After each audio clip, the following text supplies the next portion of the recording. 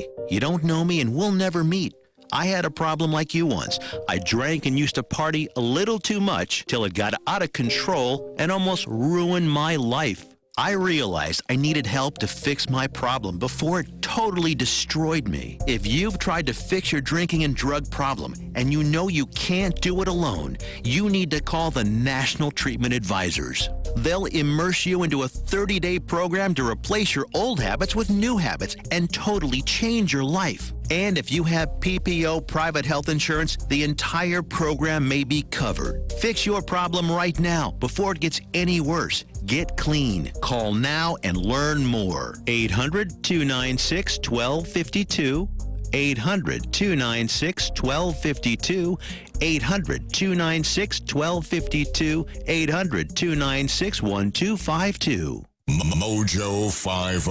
The question isn't who's going to let us. The question is who's going to stop us. Adjust your mojo now. Thank you.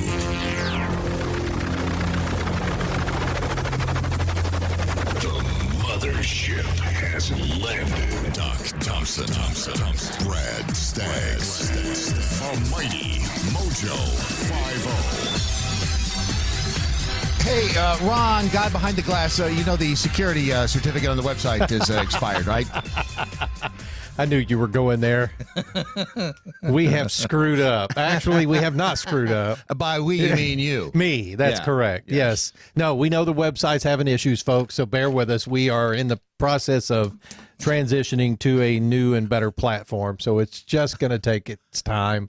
Most of it has propagated across the world already, but bear with us. So if you want to watch the Vimeo stream, just come on into the studio and sit down and watch it with us. Come on, sit with us. Yeah. Now, if you want to watch the Vimeo stream, you'll have to visit our Facebook page. There's a link right at the very top. It's pinned to the top where you can go and watch the Vimeo stream. There's also a little chat log out there with it. And we apologize for the inconvenience. Well, you should. So I'm such a putz. Yeah, well, you know, we knew that going into this, but we did it anyway, so it's kind of on us. So for those of you who can actually see the video. There really was no good time to do it. No, I would have probably not picked, 8 o'clock Eastern time. I did not pick Tuesday, 5 p.m. yesterday. That's the problem. Wow, that's a really slow whatever the hell it is you're doing. It's called propagation. Maybe on a Sunday, like a Saturday night at 11 p.m. Yeah, potentially. Yeah. Next time. For those of you who can see some video, what the hell? Here's some interesting video out of Venezuela. The socialist utopia that is Venezuela. And this is for lack of a better description, it's a fireball moving down their electrical line. This is a guy just kind of narrating on his website. Venezuela right now in terms of energy surges. He loves to hear himself talk. Energy flow. Yeah. And this has all really been kicked off by the initial attacks on the grid that took place a couple weeks ago. But I'm going to leave links here for this. Run this video clip. Roll it. If you guys got anything like this out there, let me know. Dabu7yahoo.com. Roll that beautiful bean footage. Look at that. Pretty wild. Ay, Dios mío. Ay, Dios mío. Look at that. That's a fireball moving down the electrical. I mean, it looks like New Jersey, but it's Venezuela.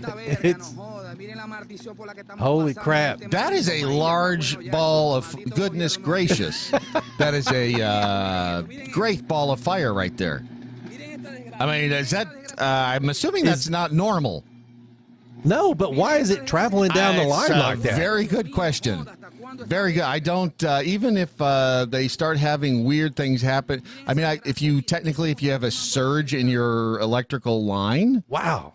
I mean, that's the birds are even going, what the hell? And it turned a corner right there. So it's bizarre. If you can't see the video, it is just later on today. You can either check back on our video feed or just Google Venezuela fireball electricity, and you'll see this thing. And it is the weirdest thing I've ever seen. I mean, you don't see that in the United. You don't see that just about anywhere else. I don't think I've ever seen that. No, and I can't. I mean, smarter minds than me. What would cause it to travel down the line like that? All right, for all you electrical engineers out there, what would cause the fireball to travel down the line? I'm assuming it's like an electrical surge. A surge travels down the line. If you have a surge of electricity, that's what can bust your computer out. Poof. So that's why the surge protects you, but that's a hell of a surge. Is it that it's burning the line itself? Is that why it's traveling like that? I mean, electricity travels at the speed of light. So why would that be just traveling down the line? And if it is burning the line, why isn't the line just falling down behind it? I mean, that's a lot of energy. Yeah, I guess you're right. I mean, why isn't it just falling apart behind? There's a lot of questions there and not many answers. So aren't those lines held up by cable anyways, metal cable? Yeah, but if there's that much, again, that's that much electricity. I would think that's thousands of degrees, wouldn't you? It's like a welder's torch. Yeah, going down through. Don't look at it. Oh. It's going to make your other eye wonky. Yeah, so that's a bizarre thing happening in Venezuela, but of course you will not hear that from the likes who are, trying to pattern us after that. Something else that you'll find not in a democracy or a representative republic that we live in. This is actually back in 1948. This is a bizarre story. 3-year-old June Devaney. She was recovering from pneumonia at, by the way, this is not a happy story, but you'll see my point. Recovering from pneumonia at Queen's Park Hospital in Blackburn, England. By the way, the dolphin at the end dies. Is kidnapped from her bed. Nurses discovered her missing at 1:20 in the morning. The next day, police are called in to investigate. 2 hours later, they found her body with multiple skull fractures. Medical examiner determined she'd been raped and swung headfirst into a wall. So the guy is whoever did this, a real scumbag, obviously. 2 significant clues found in the children's ward that would prove helpful in catching the killer. Number 1, footprints on the freshly cleaned floor and a water bottle that had been moved. Although there were several fingerprints on the bottle, police were able to account for all but 1 set. These prints also failed to match any of those in the police database of known criminals. So investigators fingerprinted over 2,000 people who had access to the hospital, could not find a match. The detective inspector decided that he was going to fingerprint every man in the town of Blackburn, a city with more than 25,000 homes. Oh. Yeah. A procedure such as, think about this. You can't do that in the United States. Whoa. They did just that on May 23rd of 1948, right? Yeah, 48. With police assurances that the collected prints would be destroyed afterward. 2 months later, the police had collected over 40,000 sets of prints and yet still had not turned up a match. They checked against every registry they could find. This is the days before computers, so this is like opening books and page by page by page. Can you imagine how tedious that would be? Authorities determined there were still a few men in town who had not provided their prints. Fast forward to August, they caught up with one of the men, Peter Griffiths. His footprints matched the ones found at the scene. They took his fingerprints. They came back as a match as well. He confessed to the crime, blaming it on alcohol. He was found guilty and executed in November. So that's today. I mean, think about that. Today, it'd be like somebody committing a crime today. And April, May, June, July, August, September, October. 6 months from now, flip the switch.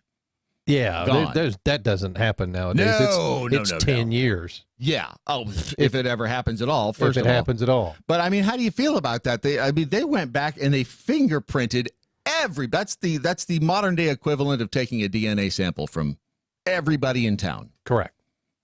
And obviously, if they hadn't done what they did, they may not have ever discovered who this guy was.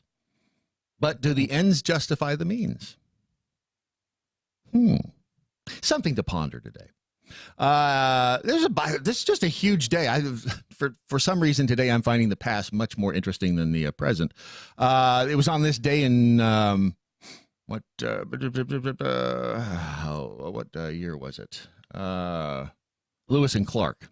They took off to explore the Northwest Territory before the And by the way, this was at a time when the United States hadn't even finished paying for or negotiating for the Louisiana Purchase. Thomas Jefferson was, hey, you know what? We need more. We want more. So it was on this day, way back when, 1805? No, 1804, I guess. They took off. 45 men took off from St. Louis for the Northwest Territory. And only 33 of them made the full journey. How many started? 45. So Wow. 12 died somehow along the route. And again, take that forward, but bring that to today. If we had an exploratory team and we sent out 45 men and only 33 got there, man, would there be hell to pay. There would be hell to pay. Things have changed, not necessarily for the better. And then again, you play that against the last two stories against what's going on with Tiger Woods.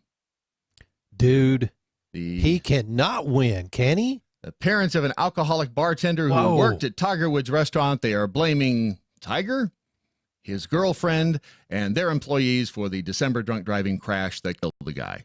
Over-serving him. Well, he worked there. Yeah. So, is it,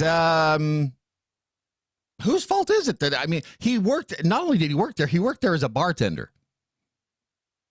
Whose fault is that?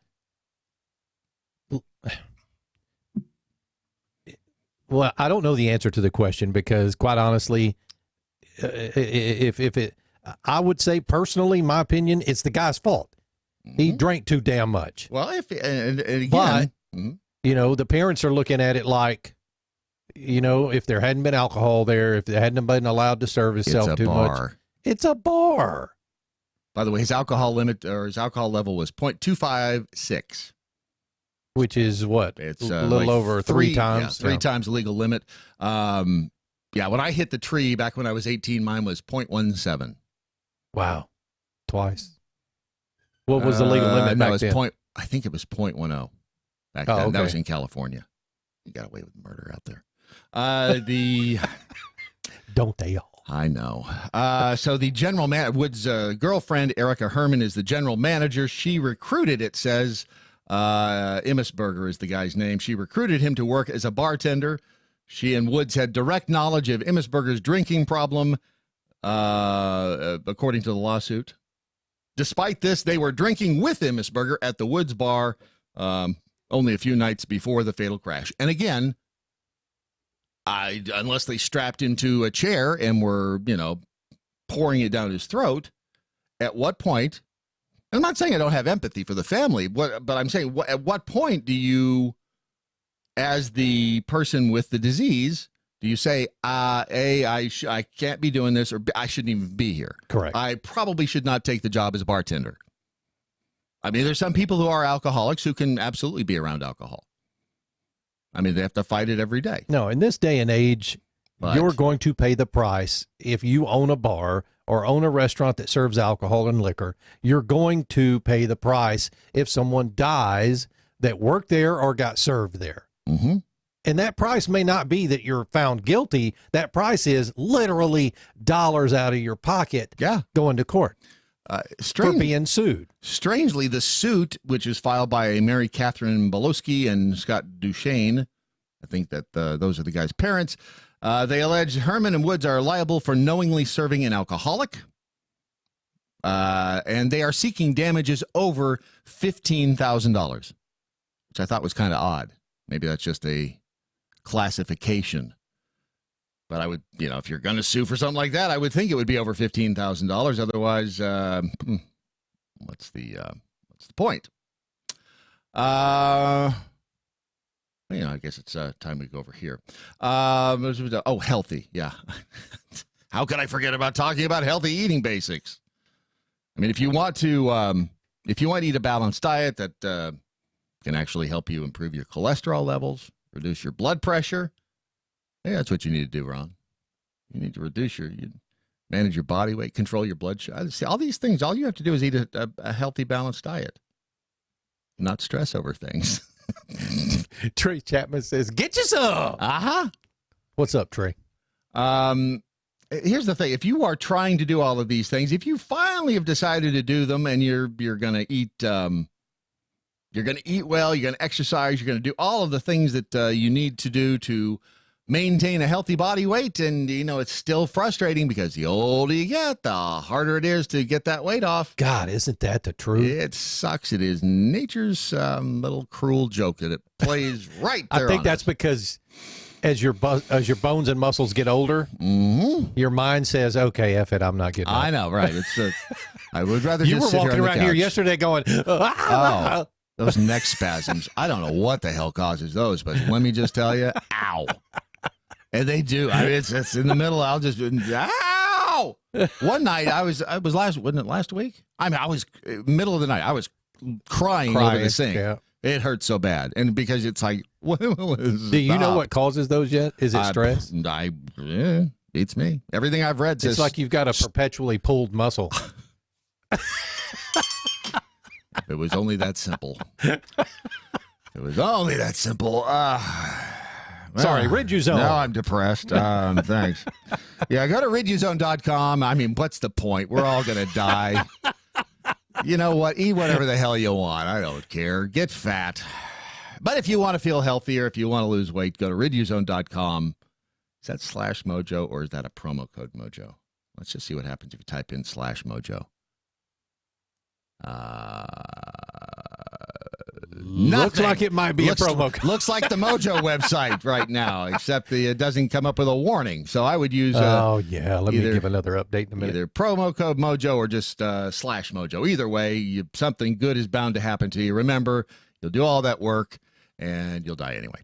All right, let me give a quick update. Yes. For those of you listening to us right now, if you want to watch the videos, please go to our Facebook page and look at the pinned item at the very top.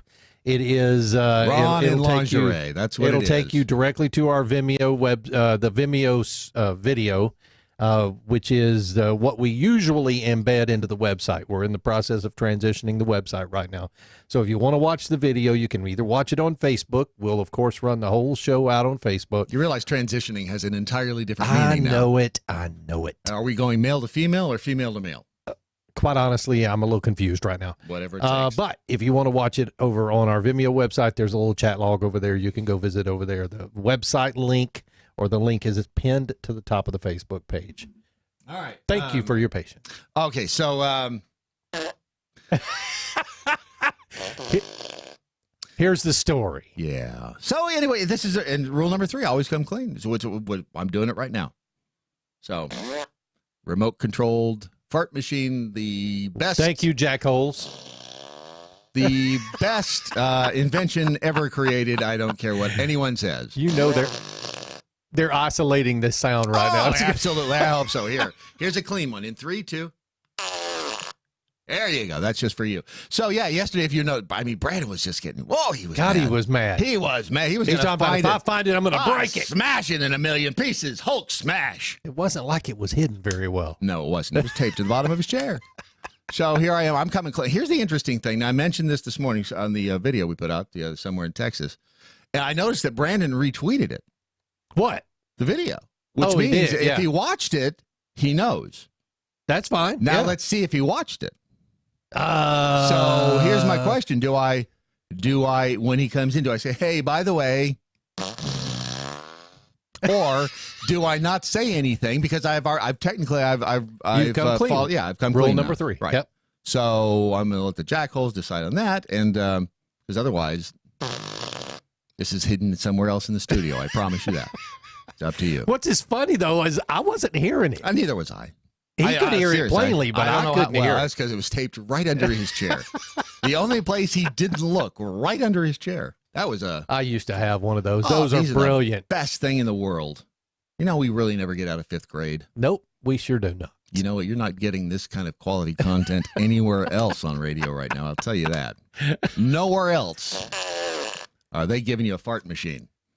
It's because this is a little different. Look, We're just you know what, Brad? There are people out there who they don't crack a smile when they hear a fart. Nope. They don't. But then there are people like me who just cannot help it. I'm going to laugh. I don't care who it is. My dog farts. It's crazy. I don't know why they're funny, but they are. Sometimes the dog scares himself. Sometimes I scare myself. You know and what? as you get older, those things tend to happen more. So yeah, it's a sad truth. You don't pick up that heavy bottle. Oh gosh, excuse me. Sorry. Ouch. Yeah. What is it? I don't even know what Larky F and Farkin is talking about. Just remember, if you pull it more than twice, you're playing with you. I don't understand that, but okie dokie. That's the perpetual pulled muscle. That one. Okay, this is really weird. This thing just went off by itself. What? The fart machine. I'm not touching the remote. I sat the remote on top of my phone. The fart machine went off by itself. I wonder if that's like a little radio frequency thing. Oh, no, Brandon's out there with a button somewhere. Yeah, he's not out of bed yet. Sarah the saddest, Sarah the baddest bitch jackhole. Tiger Woods getting sued by parents of a drunkie for car crash. What the hell? I feel for the family. I mean, when you lose a family member, obviously, it's you're looking for logic. You're looking for, when you lose a friend, when you lose a family, you're looking for something to explain it, to make sense of it, because it doesn't make sense. And you're looking for somebody to blame. And I get it. Larky F and Farkin said, morally, Tiger is responsible. Legally, he's not. Well, we don't know that he's responsible. I mean, we don't know what happened in there. I'm sure, again, if they strapped him to a chair and poured alcohol down his throat, yeah. But otherwise, don't you have to take responsibility for your own actions? At some point, I would think so. Stop being a douchebag. The problem, it's not him. The problem is not him. He knew what he was doing when he was doing it, likely, right? Mm-hmm. It's whoever is bringing the lawsuit, and that's his parents, right? Yes. Yeah. So his parents are now looking for a scapegoat to settle their mind about their... Possibly. They may just be in it for the money. We don't know the story on that either. Issues, yeah. I mean, that's giving them the benefit of the doubt, yeah. Go ahead. I was going to say, in this day and age, all it takes is bring in the lawsuit. Yeah. And you're going to get some amount of money. Yeah. Especially if it's Tiger Woods. Yeah, and that's the thing. You cast a net like that on Tiger Woods, and I mean, he's got the cash. I mean, if this was Bob Jones down there, they might still sue, but... No, Tiger, they're banking on him settling to shut it down. Yeah. We'll see. So if you make some positive, we're talking about positive lifestyle changes, they can actually enhance your mood and your mental health. If you improve your diet and start moving, that can actually, it can promote, it promotes a healthier mindset. Makes you happier. If you reduce your vices, managing problem drinking, substance misuse, obvious health recommendation, people with alcohol and drug problems have a greater likelihood than average of having a mental illness. If you prioritize rest and sleep. I was thinking that last night. Yeah. Sometimes I'm tired and I just cannot go to sleep. No, it's because your mind is racing. That's what it is. Get out and enjoy the sunshine. When was the last time you did that, Ron? Vitamin D. It's been a long time. It actually has. Don't you get K also? Vitamin K? Probably. I don't know. And which one can you only get through your eyes? Is it D or K? I thought it was one of them you can only absorb through your eyeballs. And I only get half of it. Right. Okay, it did it again. There's something. There must be a radio frequency on the frame. Yeah. Affect that. Okay, that's which is funny though because I can't hear it. It's too far from the microphone. I've got the remote sitting on top of the phone, and the fart machine here, and I'm not touching the remote. Anyway, fascinating. Reach out when you need help. They say. Those are just some of the things you can do to make your life a happier, more contented place. And that's really, again, I bring this all up because that's what the Doc Thompson Healthy Lifestyle Challenge is all about. If you go to the Rich Solution, you'll find out more about that. You'll find out about the Life Extension brand of supplements. And has their phone number always been on their website? I don't remember ever seeing the phone number on the website. But they have a phone number. I don't know. It's an 800 number, 888 number. 888-391-4070. I wonder who answers. I wonder if it's Adam. Wait until 2 in the morning and call this number. 888-391-4075. And, or you can just go to therichsolution.com. You can find, obviously, Gwen Rich's story. You can shop nutrition and Gwen's handbags. Essentially, this is Gwen is another person who's had a near-death experience, and when you have those, you tend to want to make sure that when you are no longer on this planet, that every vestige of you does not disappear. It's a legacy thing. So go to therichsolution.com and find out more about the Doc Thompson Healthy Lifestyle Challenge and how you can have a healthier lifestyle. All right, coming up, I heard Izzo last night saying he might need some therapy this morning, so we'll see if he calls in next. This is, of course, your Daily Mojo. Happily promoting the 4 F's: freedom, faith, free markets, and fun. MoJo 50. I'm Mike Opelka from PureOpelka.com. Here's your 2-minute drill. I really wish I had more hair on my head today. Yes, I have thinning hair as I age gracefully, but I don't want more hair so I could have more hair. I want more hair on my head so I could pull it out and scream and throw it at the people from Mason City Schools in Ohio. Why? Because Mason City Schools have announced that starting next year, there will be no recognition of valedictorians or salutatorians at high school graduations. Why? Because they think competition is bad. Competition among students to see who's got the best grades is bad, according to these people. Bad for the little snowflake's mental health. Are you kidding me? Really, are you kidding me? Well, under the current system, high school students had the opportunity to actually take more classes and earn more credits for their GPA so they could be that valedictorian, the person with the highest GPA. And we can't have that, apparently. No, we can't have students going to school in the summer. We can't have students working harder to improve themselves. That's just craziness. And now you know why I want more hair on my head in order to be able to pull it out and throw it at the people from Mason City Schools. You dolts. We need more, smarter, better, more competitive students, not more dummies. Testudo, my friend. Testudo.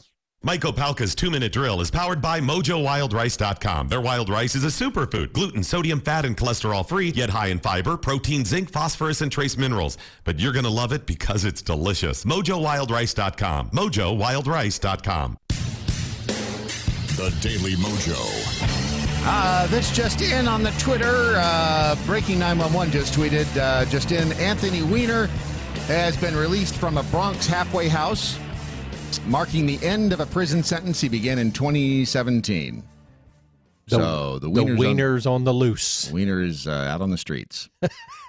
Hide your daughters. Yeah. You know what? Before they start whining about it, let me read some of the Jackals tweets. Use the hashtag What I Learned Today, and before they start whining about it, they will. I'm just trying to head off the. That's what makes inevitable. them Jackals. And by the way, remember, you got to let me know if I need to come clean to Brandon, or if in fact I, by coming clean already, have satisfied the rule. Right. I'm just going to let you say. Saddle effing tramp, hashtag What I Learned Today. You know it's a good fart when the working cow dog gets offended. Yeah, when the dog turns around and looks at you with that look. Mm-hmm. Real Ron Phillips loves him some vitamin D. Oh, my God. Wow. Wow, Zig, you are that next one there. I just whew. That's Larky F and Farkin. What I learned today: Tiger is morally responsible if he knew the guy was way over the limit to drive and kept serving him. Okay, but legally that's not. I see what you're saying, but we don't know what happened. And again, you as an alcoholic probably shouldn't take the first drink. And again, it's a tough one. And moral responsibility does not mean the same thing right. as legal responsibility. Exactly. And then smacking duck, a likely excuse, real Brad Staggs, the fart machine made that noise itself, and it made that smell, too. I see what you did there. I swear to God, it was sitting there, and it, anyway. We've got somebody on Facebook called We the People Voices Will Be Heard that says good morning to us. So I just want to say good morning back. Right back Great at you.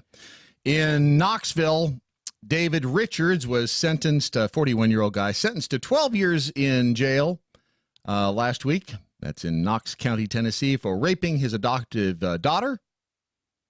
Now, the standard sentence for this would be, I guess, 72 years, because they say it's 60 years less than the maximum term sought by prosecutors.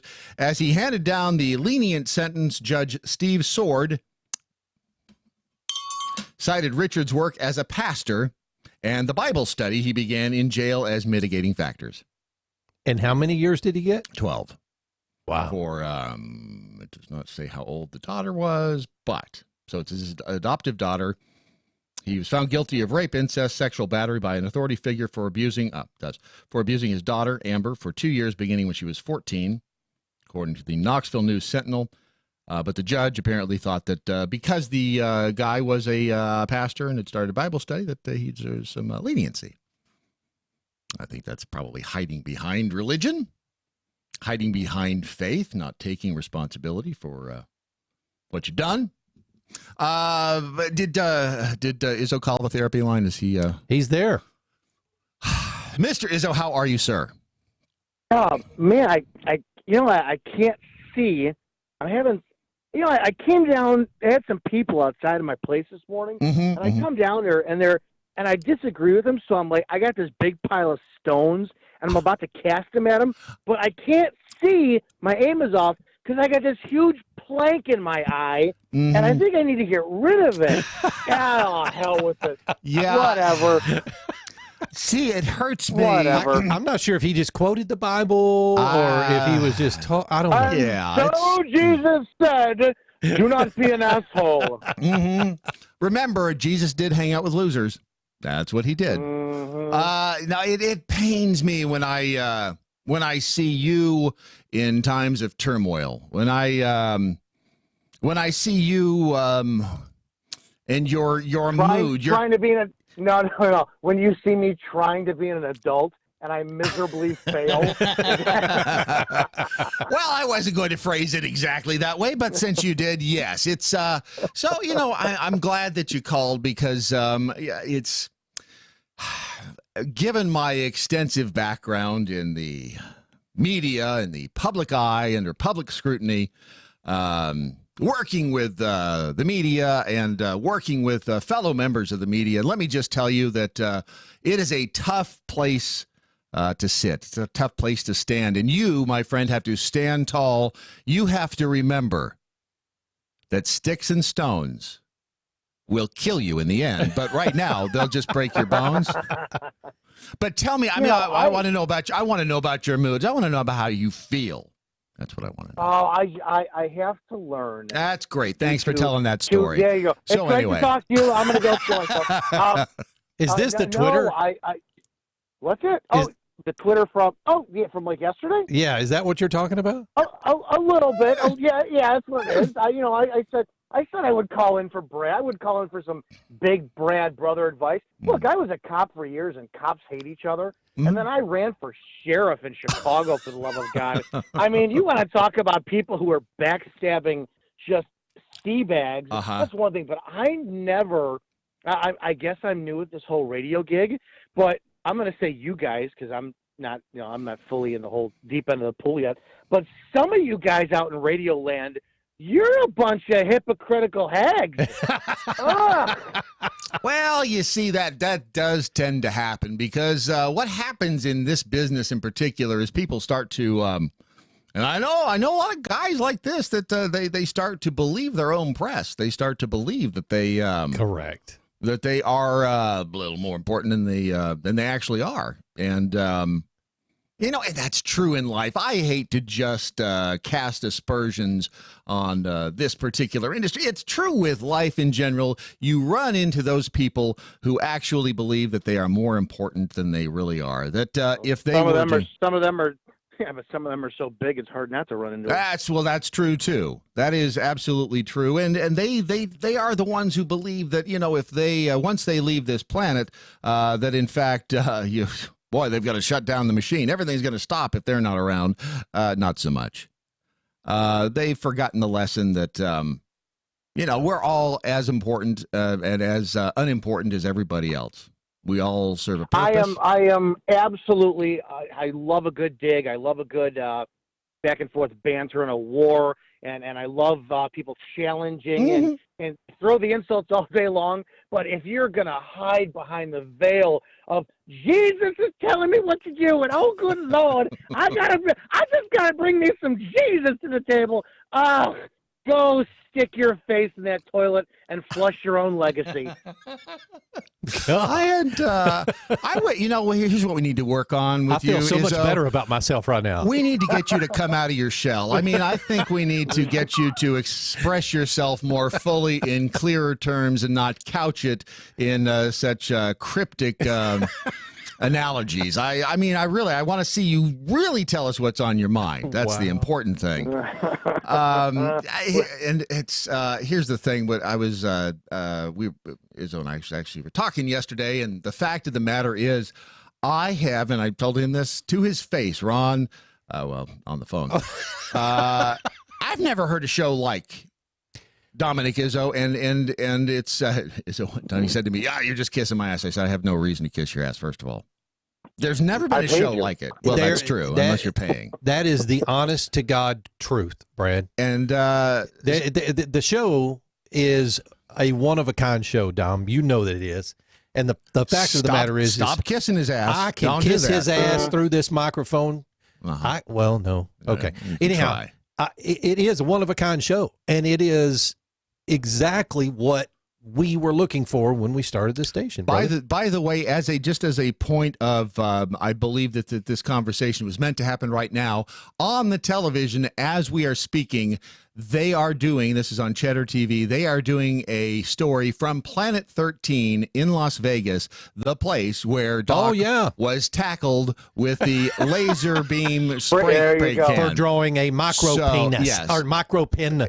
Micro pen. About you, which is, okay, this is really freaky. Full circle right here. That story it's coming full circle. Yes, it is. So to me, that is a divine sign that you are on, that's God right there on your side, quite frankly. You know what? I guess that person got it right, because another circular motion is the toilet water swelling down the drain. So I guess I'm doing that accurately. No, I appreciate that. I do my best to bring very edgy content to the platform. And I have said from day one, I am not, I can't afford to make friends. I can't afford to like people. I will do my best to respect everyone.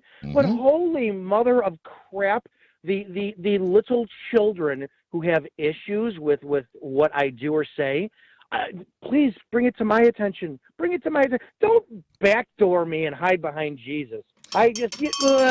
Here's what I will tell you, and Doc said this about you more than once, that you were, well, that too. He, but then I said, how do you really feel? This was in between the pieces of shit. Yeah, exactly. So. There you go.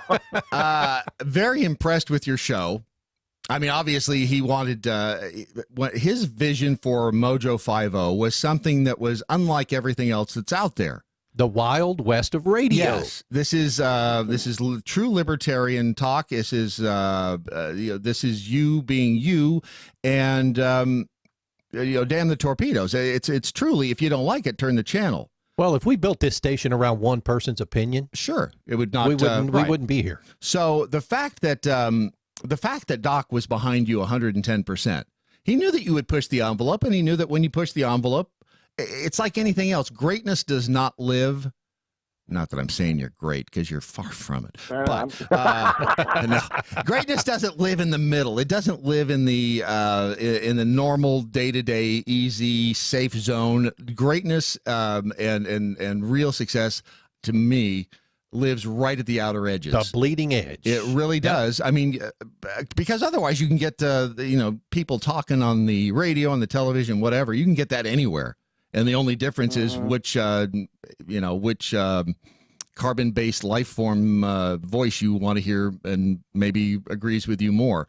But this is The thing about MoJo is you get different opinions, you get different presentations, and it's real. And as Doc said more than once, we bring them in with the dick jokes, and then we can tell them about Jesus. And I don't know.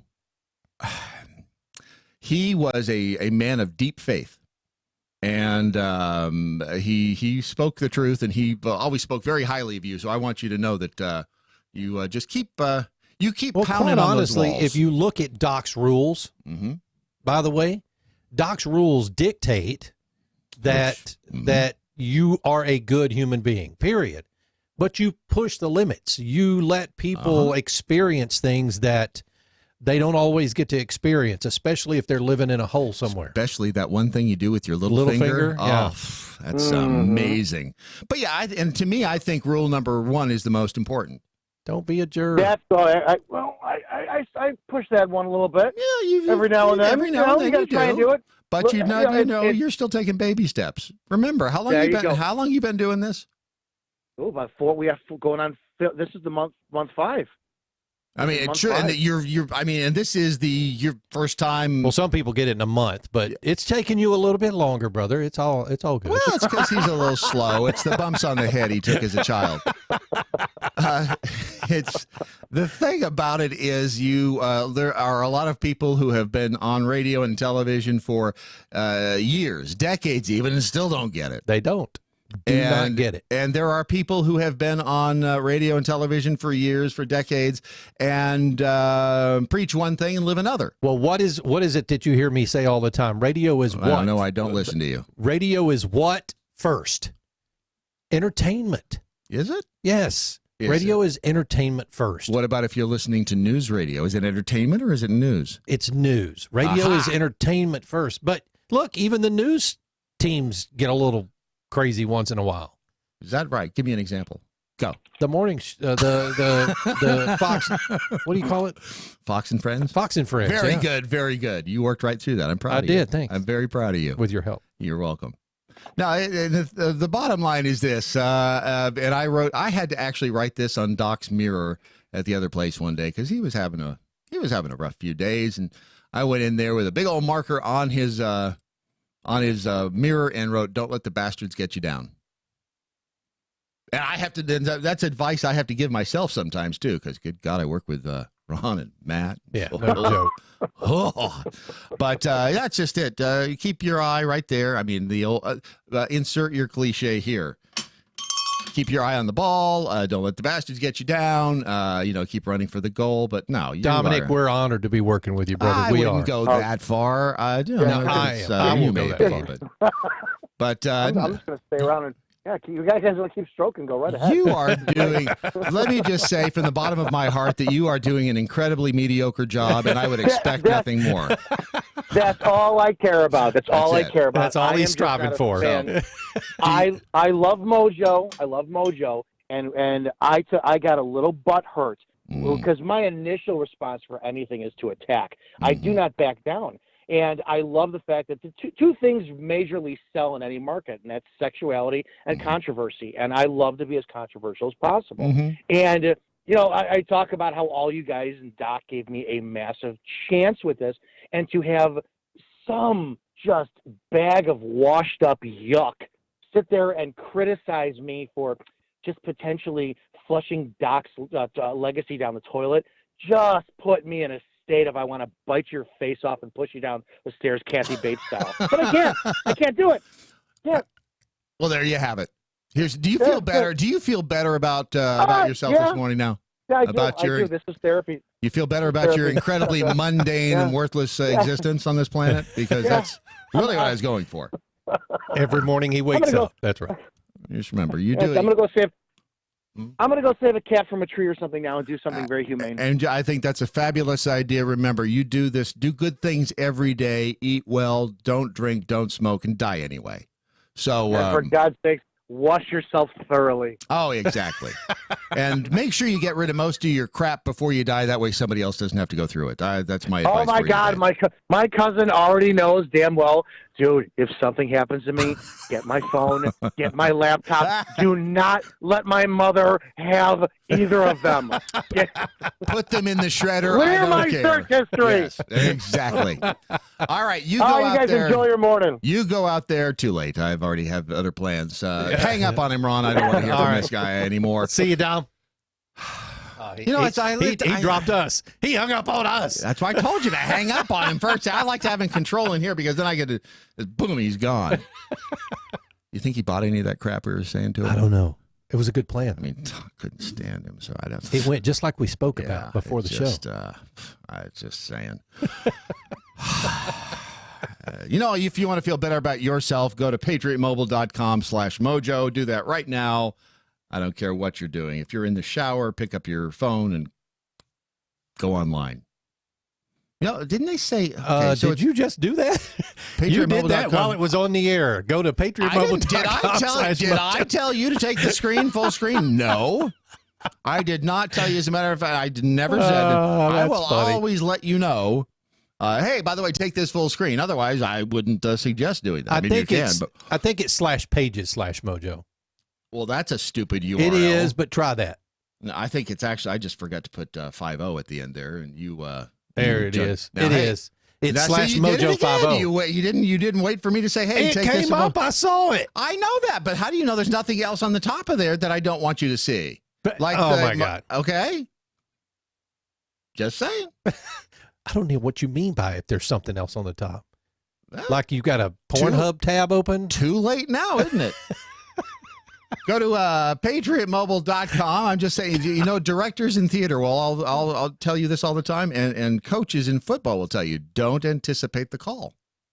I was a center in football. If I hadn't been anticipating everything we do, because I'm the one in charge of the video switcher. Wow. So you are actually taking responsibility for that mess? Okay. Absolutely. All right. I'm just saying, don't anticipate the call. PatriotMobile.com/mojo50. See, and technically you were right, but you didn't have to do patriotmobile.com/pages/mojo50.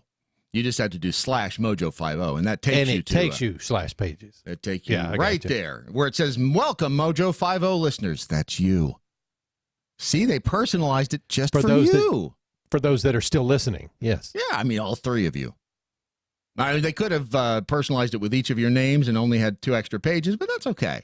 So if you go there now, you will find out how, by having a Patriot Mobile account, you're not funding those progressive and liberal, left-type leaning causes and organizations that some of the other big mobile companies do. You see what they snatched off my website, right? That image at the top. Oh, yes, I did. They did. I created that. I think how much if we sued them for could we get money? No, I wouldn't sue them. I appreciate the fact that they're using it. They got all kinds of money. We sue them. Our happy days are here again. The sky. We'll have money coming out let's just sue them. That image was a chore.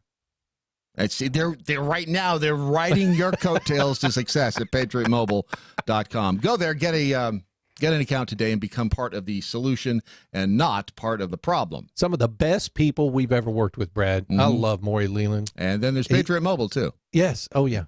No, those guys are great. You ever think that maybe decluttering your life would make you happier? Oh, good Lord. Getting stuff out of your... I can't even get in the garage. Without the house fire and all that. That's No, it took them... They say it normally takes 3 days to pack out a house after a house fire like that, about at the level we had. Yeah. Took us 2 weeks solid to pack that house out. We didn't have to do it, but they did it. You got stuff everywhere. And for some reason lately I have been, and the guy who sent us the email saying he couldn't find the stuff on eBay, you have to just search for seller, do an advanced search for seller and Brad Staggs, all one word, and you'll find stuff. Not going to be any good stuff after Friday, but there's just something about getting rid of stuff that feels better. And now they're saying science actually there are true and proven benefits. You'll suddenly be able to concentrate longer if you declutter your life. And what it is all the stuff, if you have a bunch of crap around your desk and little tchotchkes and just junk, it tends to take your focus on what you do, take your focus off what you're doing, rather. Whether it's I actually have to declutter the studio after Suspicious Package Fridays.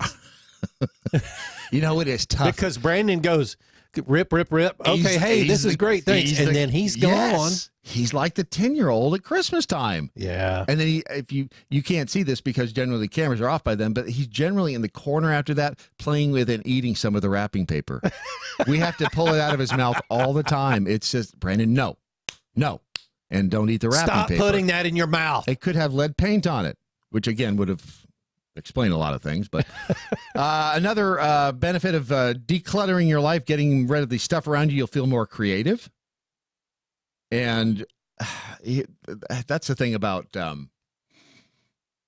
being creative is that you so that's my problem. That's just one of many. I need to declutter. You have too much stuff that is sitting around again and taking your attention. It's the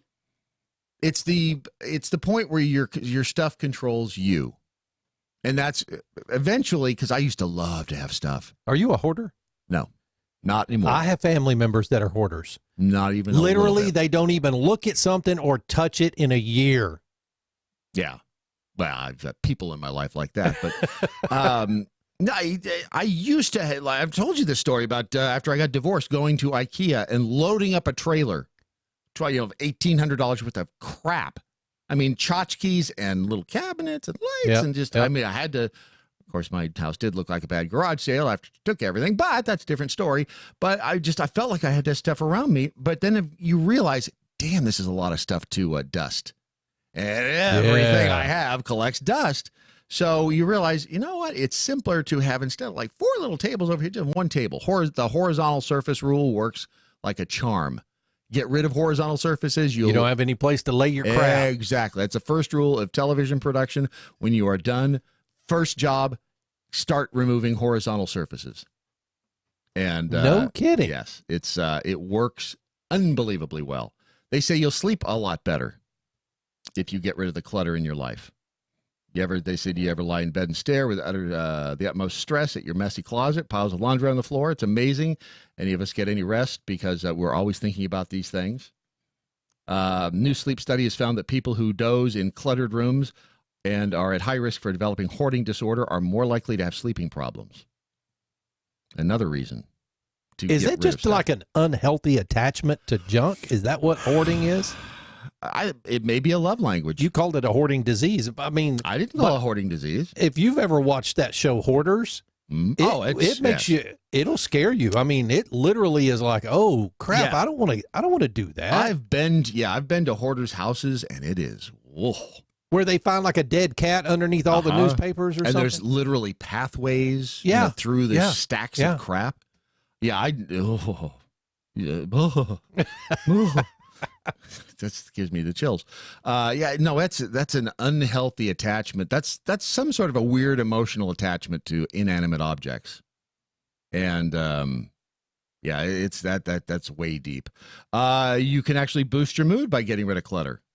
Clutter can make you feel cranky, not only because it's like visual noise, they said, but it also sends a signal that you don't have your life together. Have you ever done that when you have a project or something? The first thing you feel like you have to do is clean off your desk and tidy it up. Yep. And for whatever, it's like it's the car wash theory that your car. But my wife is laughing at me right now at home. I know she is because she knows what my desk at home looks like. I can barely move the damn mouse on the desk. That's not why That's it. I'm cleaning up my desk because if she does it, I'll never find the crap that she puts away. She does this all the time. My nightstand, I'm like, honey, what did you do? I put it all up. Where'd you put it? See, you can feel happier just getting rid of the clutter. You'll let go of the past, they say. The psychological impact of stuff is hard to ignore. The person who's writing this article says, when I moved recently, spent days digging through all of my worldly possessions and taking a ride on the emotional roller coaster. Because if you think about it, the stuff you keep as some sort of emotional thing, some sort of emotional memory or energy attached to it, you pick it up, you go, oh, I remember that. Or you pick it up, you go, oh, damn, I remember that. Ugh. So I guess that's what it is, the emotional attachment to it takes you back. Yeah. It's like the book that I will explain here in the next hour of the program. The book that I showed you earlier. Yep. I'll explain that. The reason I've held on to that. You'll focus more clearly on your goals as well. And they say that if you let junk pile up, it all stands as a reminder of the things you have not yet accomplished. These all make perfect sense. Getting rid of clutter, and it's not only the clutter externally; it's the stuff around you. It could be the clutter in your gut. Could be. Do you see what I did there? Because my gut's cluttered. Except right now I should be talking about MoJo Wild Rice, but I'm going to go with my original. I'm going to go with LoveMyTummy.com. I'm going originally. Yes, I'm going over here and say, yeah, the clutter. Don't erase that part of I don't want anybody to know I made a mistake. You erase that, or we're done. Okay. All right. 3, 2. Yeah. So anyway, if you're getting rid of that clutter in your gut, you want to go to LoveMyTummy.com. That's /MoJo. Well, not the // part, but just put a /MoJo at the end of it. Dr. Ken is a favorite and a frequent passerby here at the studio, on his way to the Spoonie studio for his program, and he came up with the Atrantil. Amazing guy. He's one of those few people out there who actually follows his own advice. He's in incredible. He's a good-looking man. He's in incredible shape too. Incredible shape. So if you want to be good looking and in incredible shape and not feel the bloating and the abdominal discomfort that comes from being you, go to lovemytummy.com/mojo. They're polyphenols. You can get your daily polyphenols right there. I think I went to high school with polyphenol. It's what? Didn't you? No. Body inflammation. That's another big one too. Body inflammation and pain. Boy, it's all coming into clear focus right now. It's all the mistakes I've made in life. Folks, we know we are having problems with the website. Go to the pinned post on our Facebook page. Yeah. Find where we're at. Before they shut us off. So good luck finding us today. It's your Daily Mojo.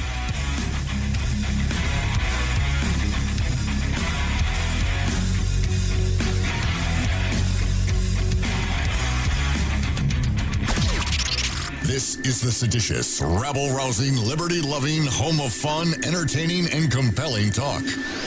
MoJo 50. News this hour from townhall.com. I'm Rich Thomason. Saudi Arabia says one of its oil pipelines has been targeted by a drone attack. Today's report coming on the heels of word yesterday that some of its oil tankers were sabotaged in the Persian Gulf. Speculation that Iran could be the responsible party, prompting a stern warning from President Trump. We'll see what happens with Iran. If they do anything, it will be a very bad mistake. If they do anything, I'm hearing little stories about Iran. If they do anything, they will suffer greatly. The New York Times reports that more U.S. troops, perhaps as many as 120,000, could soon be headed to the Mideast. Wall Street futures higher this morning following yesterday's spectacular sell-off prompted by trade war fears.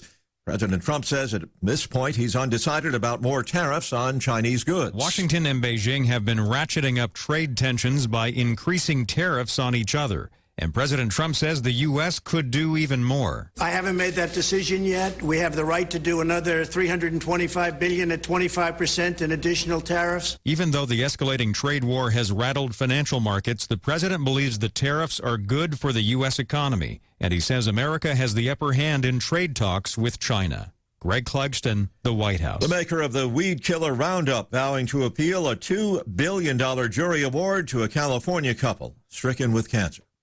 4 people killed, 2 others missing following the mid-air collision of 2 sightseeing planes over southeast Alaska. Federal investigators now on their way to the scene. With today's announcement by Montana Governor Steve Bullock, the number of Democrats seeking their party's presidential nomination has risen to 22. Stock futures in positive territory this morning on Wall Street. Dow futures up 155 points. S&P futures better by 20. NASDAQ futures 70 points higher. More on these stories at townhall.com. It looks like you're losing. I am. Are you losing weight? I am losing. I've lost about 10 pounds. How are you doing it? It's a funny name, but I've done it with Riduzone, RADUzone.com, and the stuff works. It's, you get into all that, the molecule this and the found in that. All I can tell you is it makes you feel full, and it keeps your mind off of wanting to overeat. And also boosts your metabolism, Yes, so you're it does. burning more. Yeah, it Try it today. It's going to work for you like it's worked for Brad and countless other people. RidUZone.com. RIDU Zone.com. Hi, it's Doc Thompson for Matthew 25 Ministries. Matthew 25 Ministries is one of the few charities I'll actually endorse because I know them. I've worked with them, and I know almost all of the money that you donate goes to help people. Go to m25m.org. m25m.org. A former Democratic National Committee member told Politico on Monday that he will become National Senior Advisor to the Draft Beto campaign. That sounds like a horrible beer, probably a Pilsner. The Defenders with Stephen Airy, tonight at 9. MoJo 50. Got an old car? You can donate it, whether it's running or not, to the United Breast Cancer Foundation and save a life. They'll even come and pick it up for free.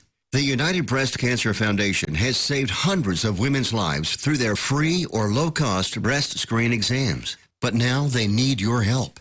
The United Breast Cancer Foundation wants to save more lives through early detection by offering women free or low-cost breast screening exams.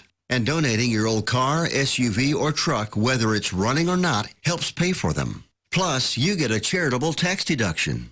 Help the United Breast Cancer Foundation save lives by donating your old car, SUV, or truck. Call now for free pickup. 800-245-0823. 800-245-0823. 800-245-0823. Call right now. That number again is 800-245-0823.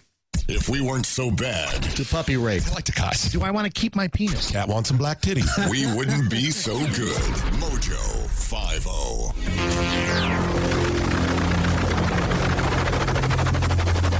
The mothership has landed. So, the Brandon Morse walks in and said, I said, we were talking about decluttering your life. And I said, well, this all started when I was watching a story on the television, so you know it has to be true. It was the author is Marie Kondo. The book is The Life-Changing Magic of Tidying Up, the Japanese Art of Decluttering and Organizing.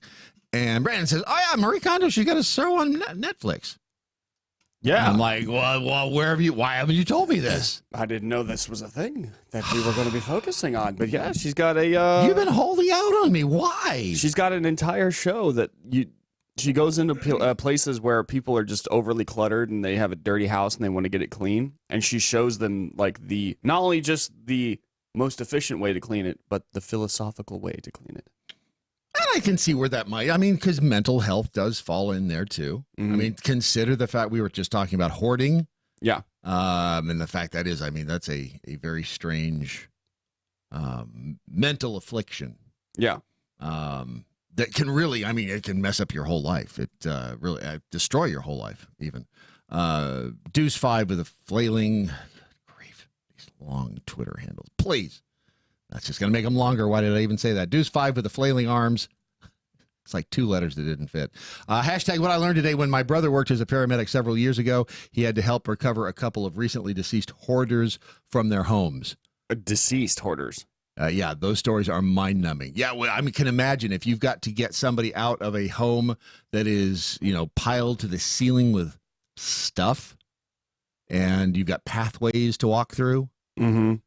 It's stuff eventually, and we've talked about this before, the fact that one of the fastest growing industries in this country continues to be the self-storage industry.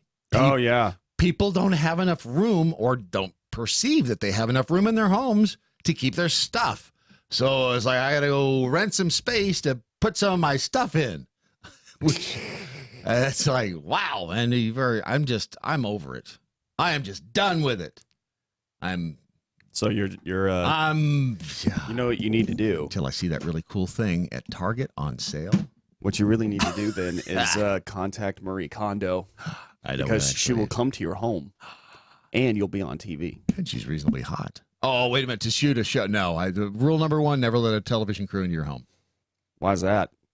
That's rule number 1. Oh, yeah. Big time, especially for a how-to show. No, you're crazy. They will come in, they will do a half-assed job, they will leave with stuff half done. It'll look good from one angle, but if you walk 2 steps to the left, I didn't paint that over there yet because it only needs to look TV perfect. Oh. Yeah, that's my gift to you this morning. Oh, well, thank you. A piece of advice. I really appreciate that. Melissa, like an elderly, See? you know, kind of like Sherpa on the mountain figure you are. Yeah, thank which you. is weird. That was my nickname in high school. Sherpa on the mountain. Yes. How did you know that? Oh, well, That's you know, I just so weird. I felt it from the aura. Most people just called me Sherpa. Sherpa. No, Or if you really, I mean, if we're really close, Sherpa Brad. It's like sure. What's up, sure? Yeah. Yeah. The Sherp. Did they call you that? The Sherpmeister. Yeah, the Sherpmeister. Yeah. The Sherparino. Yeah. Sherpalicious. I was known as Sherpalicious at one point. Mississippi. The Sherping brings all the boys to the yard. Damn right. It's better than yours. He could teach you. Shed by. But he won't let a camera crew in his house. No, I will not. Shed by Julie Morgenstern is a great book. It teaches you how to shed junk from your life. Hashtag what I learned today. Thank you, Mississippi. I think there's one too many S's in there. Larky F and Farkin, thank you. What's the difference between hoarding and whoring? Hoarding and whoring? Yes. What's the difference between hoarding and whoring?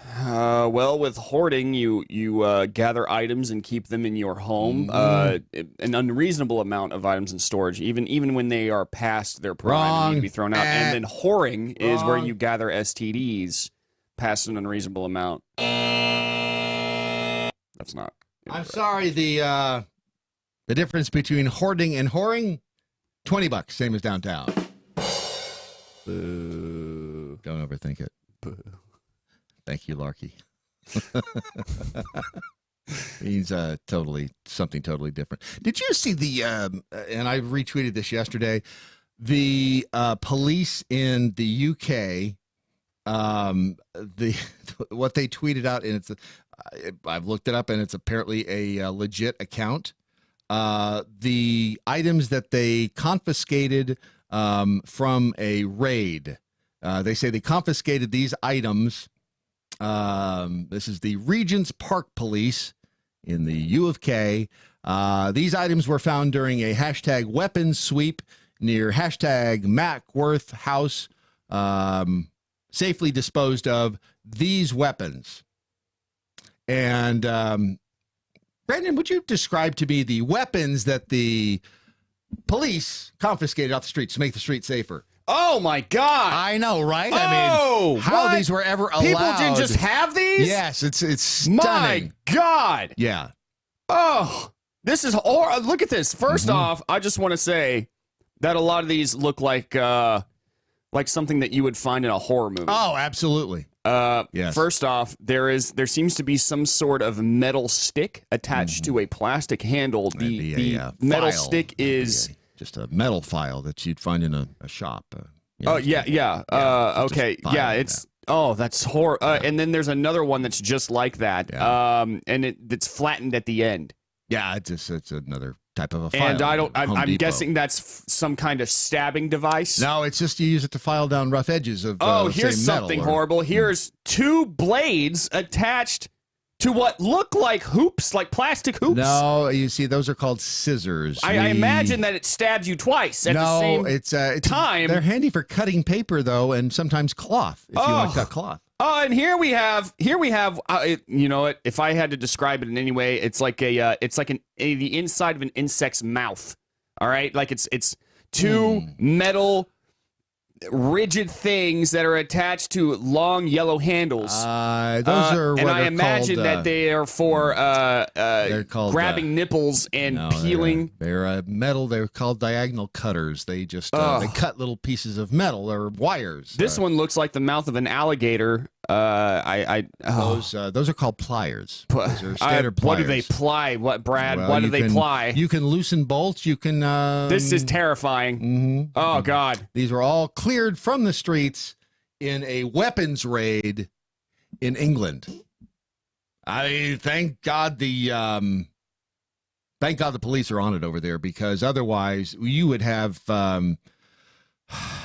do-it-yourself tools laying everywhere. I mean, anybody could literally pick up a hammer and kill you with it. We're very thankful for the bobbies over there, right? Bobbies, and then what they call the cops. The Bobbies? Yeah, is it Bobbies? The Bobbies. Coppers. Hey, Copper. No, I think the Copper. That's Chicago. And then, like. No wonder we kicked their ass in the war. Yeah. No wonder. Yeah, they can't even. No. You know what? I'm not even sure that Cat Coolers would be willing to ship a cooler to England. Yeah, they would if you paid the shipping. They would absolutely do that. You go to catcoolers.com right now. As a matter of fact, I challenge you, whether you live in England or not, go to catcoolers.com and find a cooler that you like. Have it shipped somewhere to somebody in England. Just pick a random and just see if it works. Why not? Why not?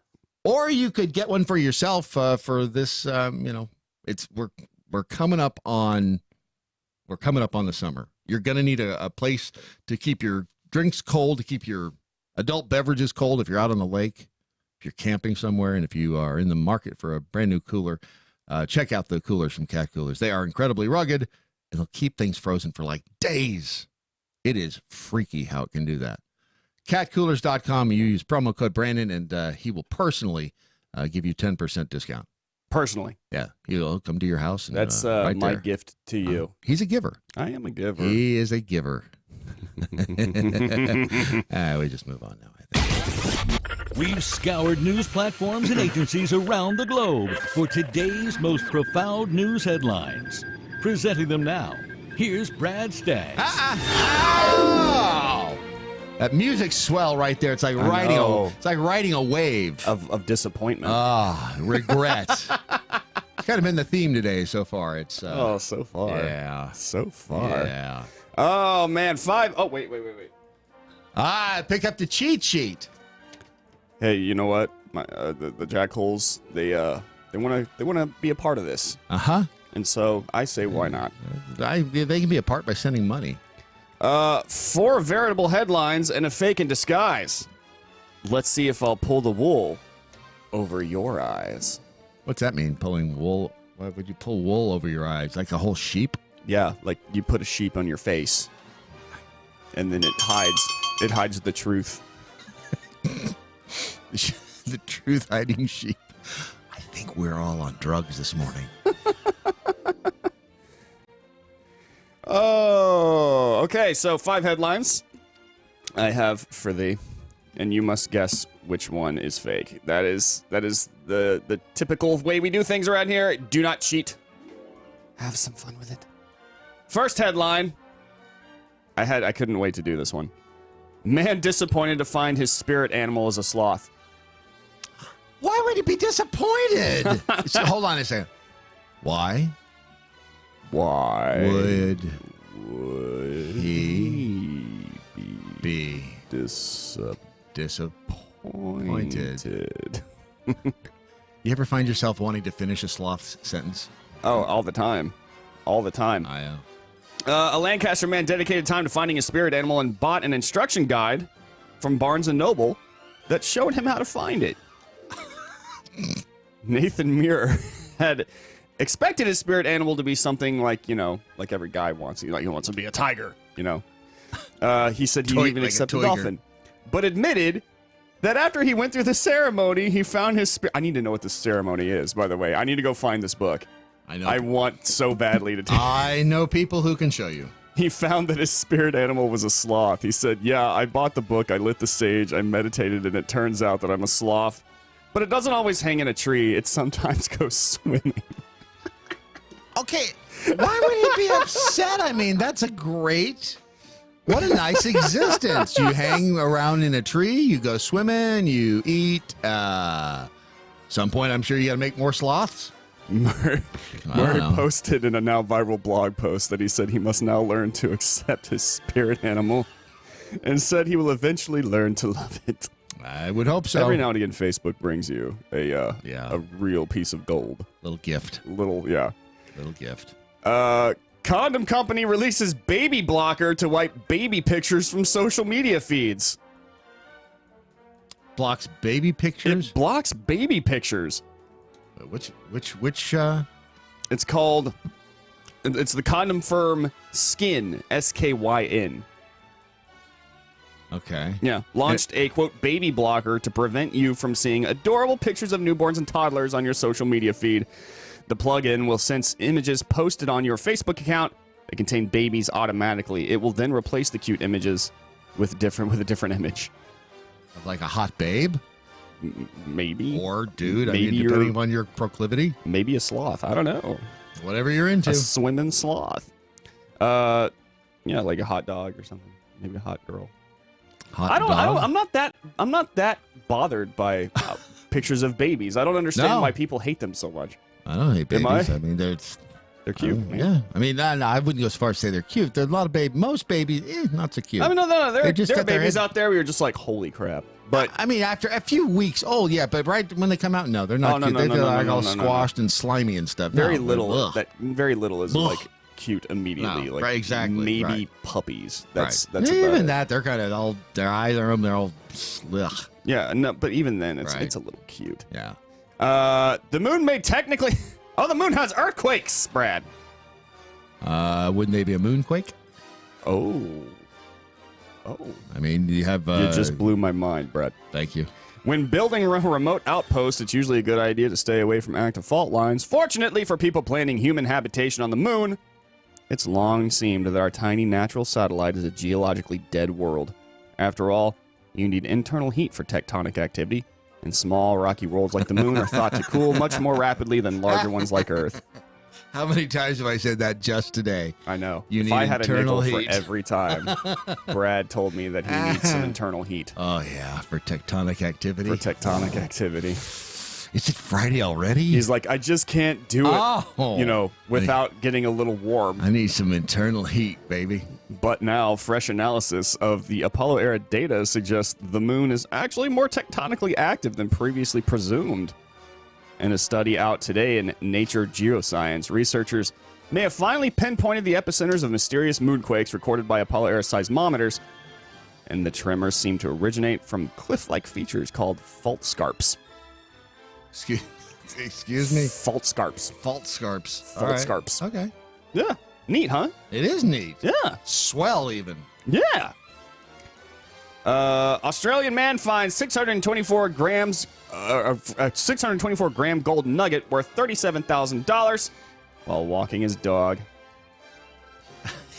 Is that a euphemism? See, he wouldn't have found that if he had a cat. Right. You ever tried to walk a cat? They don't walk. You get a lot of funny looks is what you get. Yeah. I have seen a cat that'll fetch. Yes. That's crazy. See, they're cute. Probably the same. You could probably walk that cat. You could probably walk that cat. That dog won't It was hunt. raised by a dog. An Australian family have literally struck gold after finding a valuable gold nugget during a Mother's Day outing.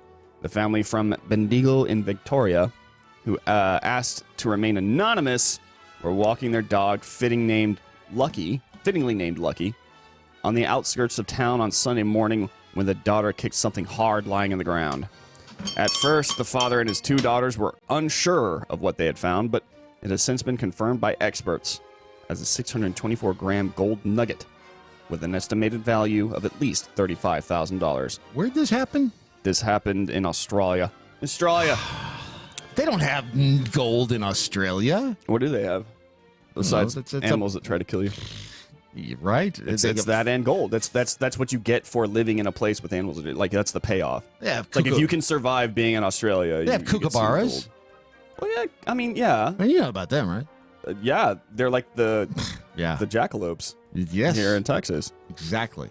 I actually walked right past it, but my daughter pretty much kicked it as she was walking. Then she goes, "Dad, is this?" I can't do it. I can't do it. Australian accent. Dad, is this gold? No, try it. You got this. Work through it. Come on. Don't be shy. Come on, do it. I said, I think it might be. See, that's too. No, you're right. You can't. It's Cockney. Right. The father told you, man. The Bendigo advertiser. I want to learn to do one though, because I do love Australian accents, man. Oh, it's cool. Yeah, it doesn't matter what a woman looks like. If she whispers to me in Australia, it's like, oh. Oh no! I used to have an Australian friend, and he could go up. He did to that any for girl. you too. He could go up to any girl and just say anything, and immediately they were paying attention to every little thing that he said. They wanted to talk more, and I'm like, damn, dude. We know what's fun is to take somebody who's Australian or take them or who's in a New Zealand accent and have them do an American accent. Mm-hmm. It's really Carl Champley, who's on the DIY Network. and on HGTV, he's I think he's from Australia, New Zealand. Anyway, he's got that accent. And we were at dinner one night. I said, do an American accent. And he did. It was like the absence of his it was like, okay, that is just weird. Wow, yeah. It was just weird. Because to them, we have the accent. It's always so crazy to watch people who have accents like adopt a different one, like Tyrion Lannister. You know, Yeah, Peter that's what- Dinklage. He's American. Yeah, but he talks with a British accent and everything you hear him in. And then, like at some point in time, you just see him talking. He's like, "Yeah, I can't believe I was over there." Blah, blah, blah, blah, blah. And then, then Amelia Clark was like, "Yeah, she was laughing." I'm like, "Dude, stop that right now." And you got Andrew Lincoln, Walking Dead, who has the English accent, and then on the show he doesn't. Yeah, or he didn't. Luxury goods company seeks person to live on yachts and review them for $1,300 a week. A week. I'm in. Ever dreamed of living on a yacht, Brad? You don't have to dream when you have my life. I mean, come on. You don't have to dream when crushing reality has when you trained you never to dream again. Pretty much stripped you of every ounce of dignity and any possible dream or hope you could ever have lays dying in the gutter. That's right. That's a pretty decent life, but there's that. Hope sometimes is more painful. yes, it is. Hush Hush, a London-based company. It's called Hush Hush. Hush. Hush. Stop talking. Wants to hire someone to do just that. The company, which calls itself, quote, the world's leading luxury shopping marketplace, is looking for someone to spend a week living on different yachts to review them for the website. The lucky person will get paid about $1,300 for each review. Is that U.S. dollars or... No, this is taking place in L.A., so yeah. Oh, so it's not U.S. dollars. It's whatever they have in California. Given you will be living in L.A. Yeah.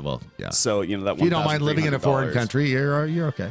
The ideal candidate will live, sleep, eat, and shower on a yacht for 1 week at a time. But that person has to test everything out on the boat. Aw, man. Damn. That sucks. I was going to say, are there hot chicks on it? But if it's a cool yacht... You gotta test the bed, Brad. You know what? If you've got a nice big yacht... Yes, there will be hot, whatever listed. you want. Doesn't matter what you want. It's even listed, and the company means everything from plugs to doors to beds and faucets. Wow. There you go. You got to test the beds. I'm in. The job is on a proportional self-employed basis, which means the person must be flexible because they could be asked to review a yacht on short notice throughout the year. Oh no. Oh no! That's so inconvenient. Don't throw me into the briar patch. The person could be sent all over the world. Oh no! I know. It sounds like a sacrifice, but I am up for it. Brad, you are a selfless man. I am. I'm a giver. Let me tell you. You're a giver. I'm a giver. We're givers. We're just giving it. We all are the time. Giving it. Giving it all the time, man. Those were your 5 headlines. All right. Here, let me go ahead and give you a recap here. Yeah. Man disappointed to find out that his spirit animal is a sloth. Condom company releases baby blocker to wipe pictures from your social media feeds. The moon may have moonquakes. Australian mine. See, I can't even. You're right. You still can't. Yeah, I can't. You're right. Australian. Good call. Australian. To thine own self be true. Yeah, well. He finds gold while walking on the beach, and it's a lot. And then... Crikey. Put another shrimp on the barbie. That's not a nugget. This is a nugget. And then a luxury company is seeking person to live on yachts a week at a time and will pay them handsomely for it. Those are your 5 headlines. Which one is fake? But first, Brad Staggs with a word from our sponsors. They didn't mention coffee. And this morning, I don't know if you felt it or not, Ron, but I had a little Teddy Roosevelt in Ron's sexual chocolate. You had Teddy Roosevelt. I had Teddy Roosevelt and Ron. Teddy. Sorry. You sick, twisted. That's not a bad idea. I think we've already done that once, haven't we?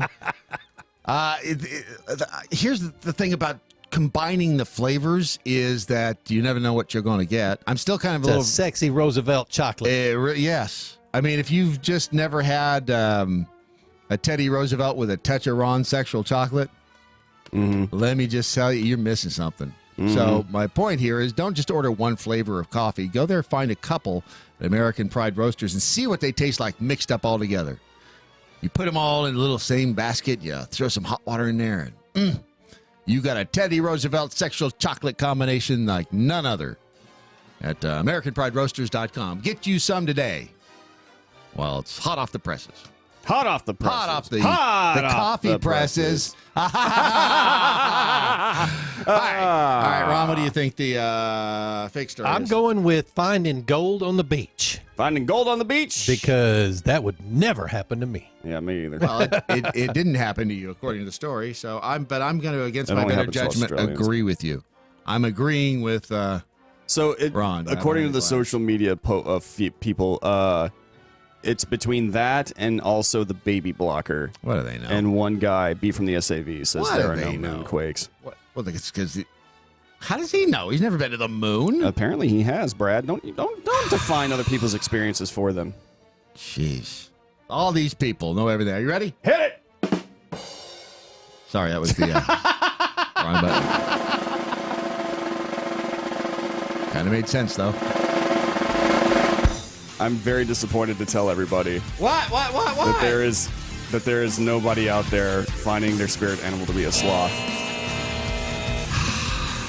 Except me. My spirit animal actually is a sloth. See, it all makes perfect sense. That was good, now. Brandon. That was a good one. Thank you very much. Daily Mojo.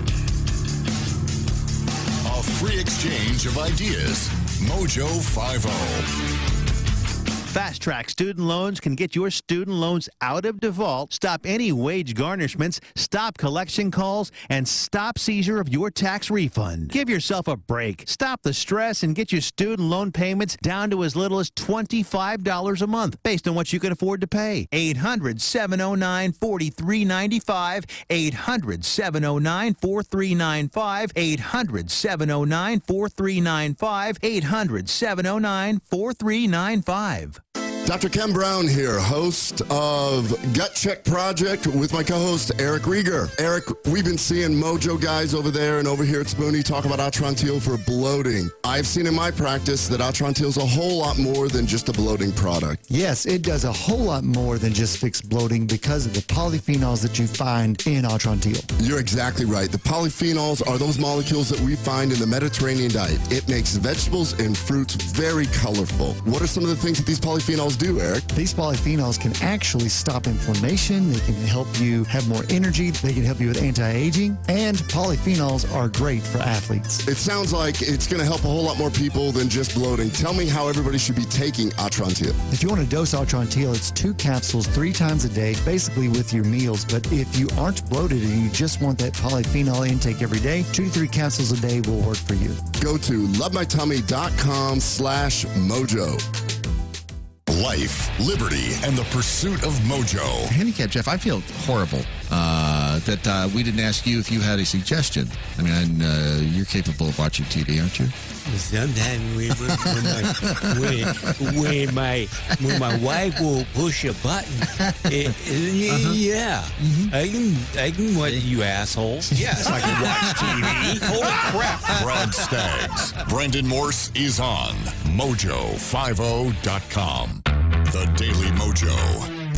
Smell you in there, Ron. On Preston stuff. Some of the jackholes weighing in on the important topics of the day. Which, see, I can say that about anything, and it really doesn't. I wasn't really talking about any of them in particular. Mojo Jedi, though, said what I learned today. According to Brandon, we are now social media people.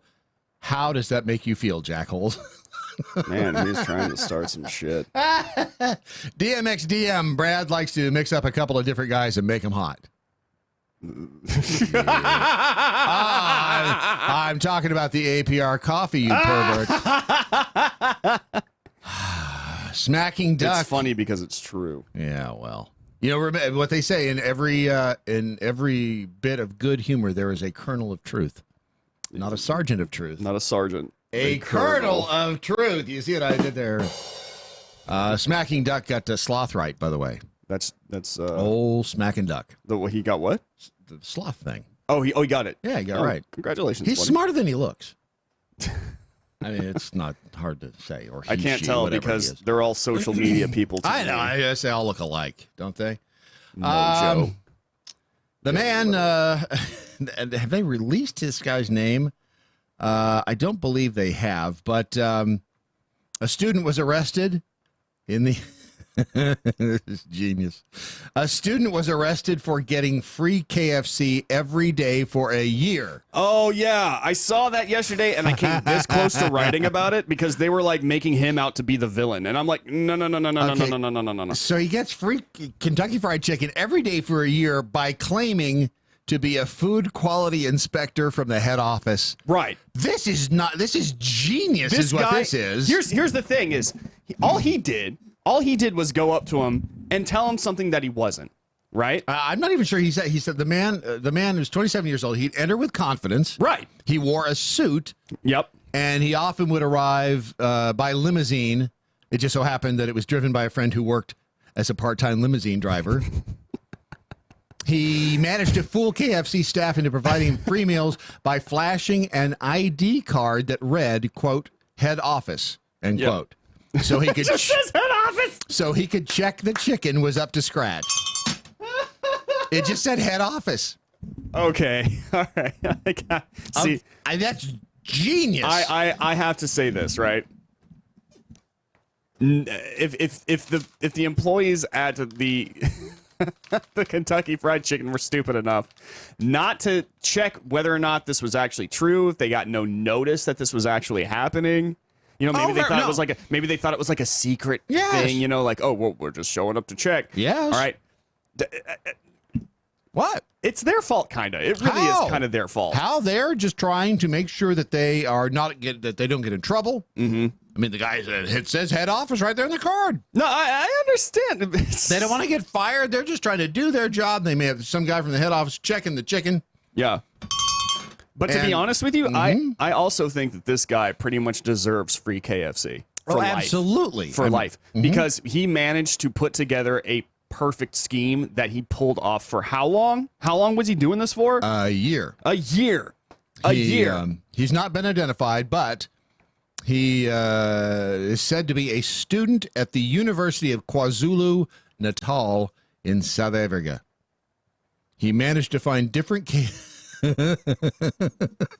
He managed to find different KFC outlets across South Africa and used the same story each time to bag himself hundreds of free dinners.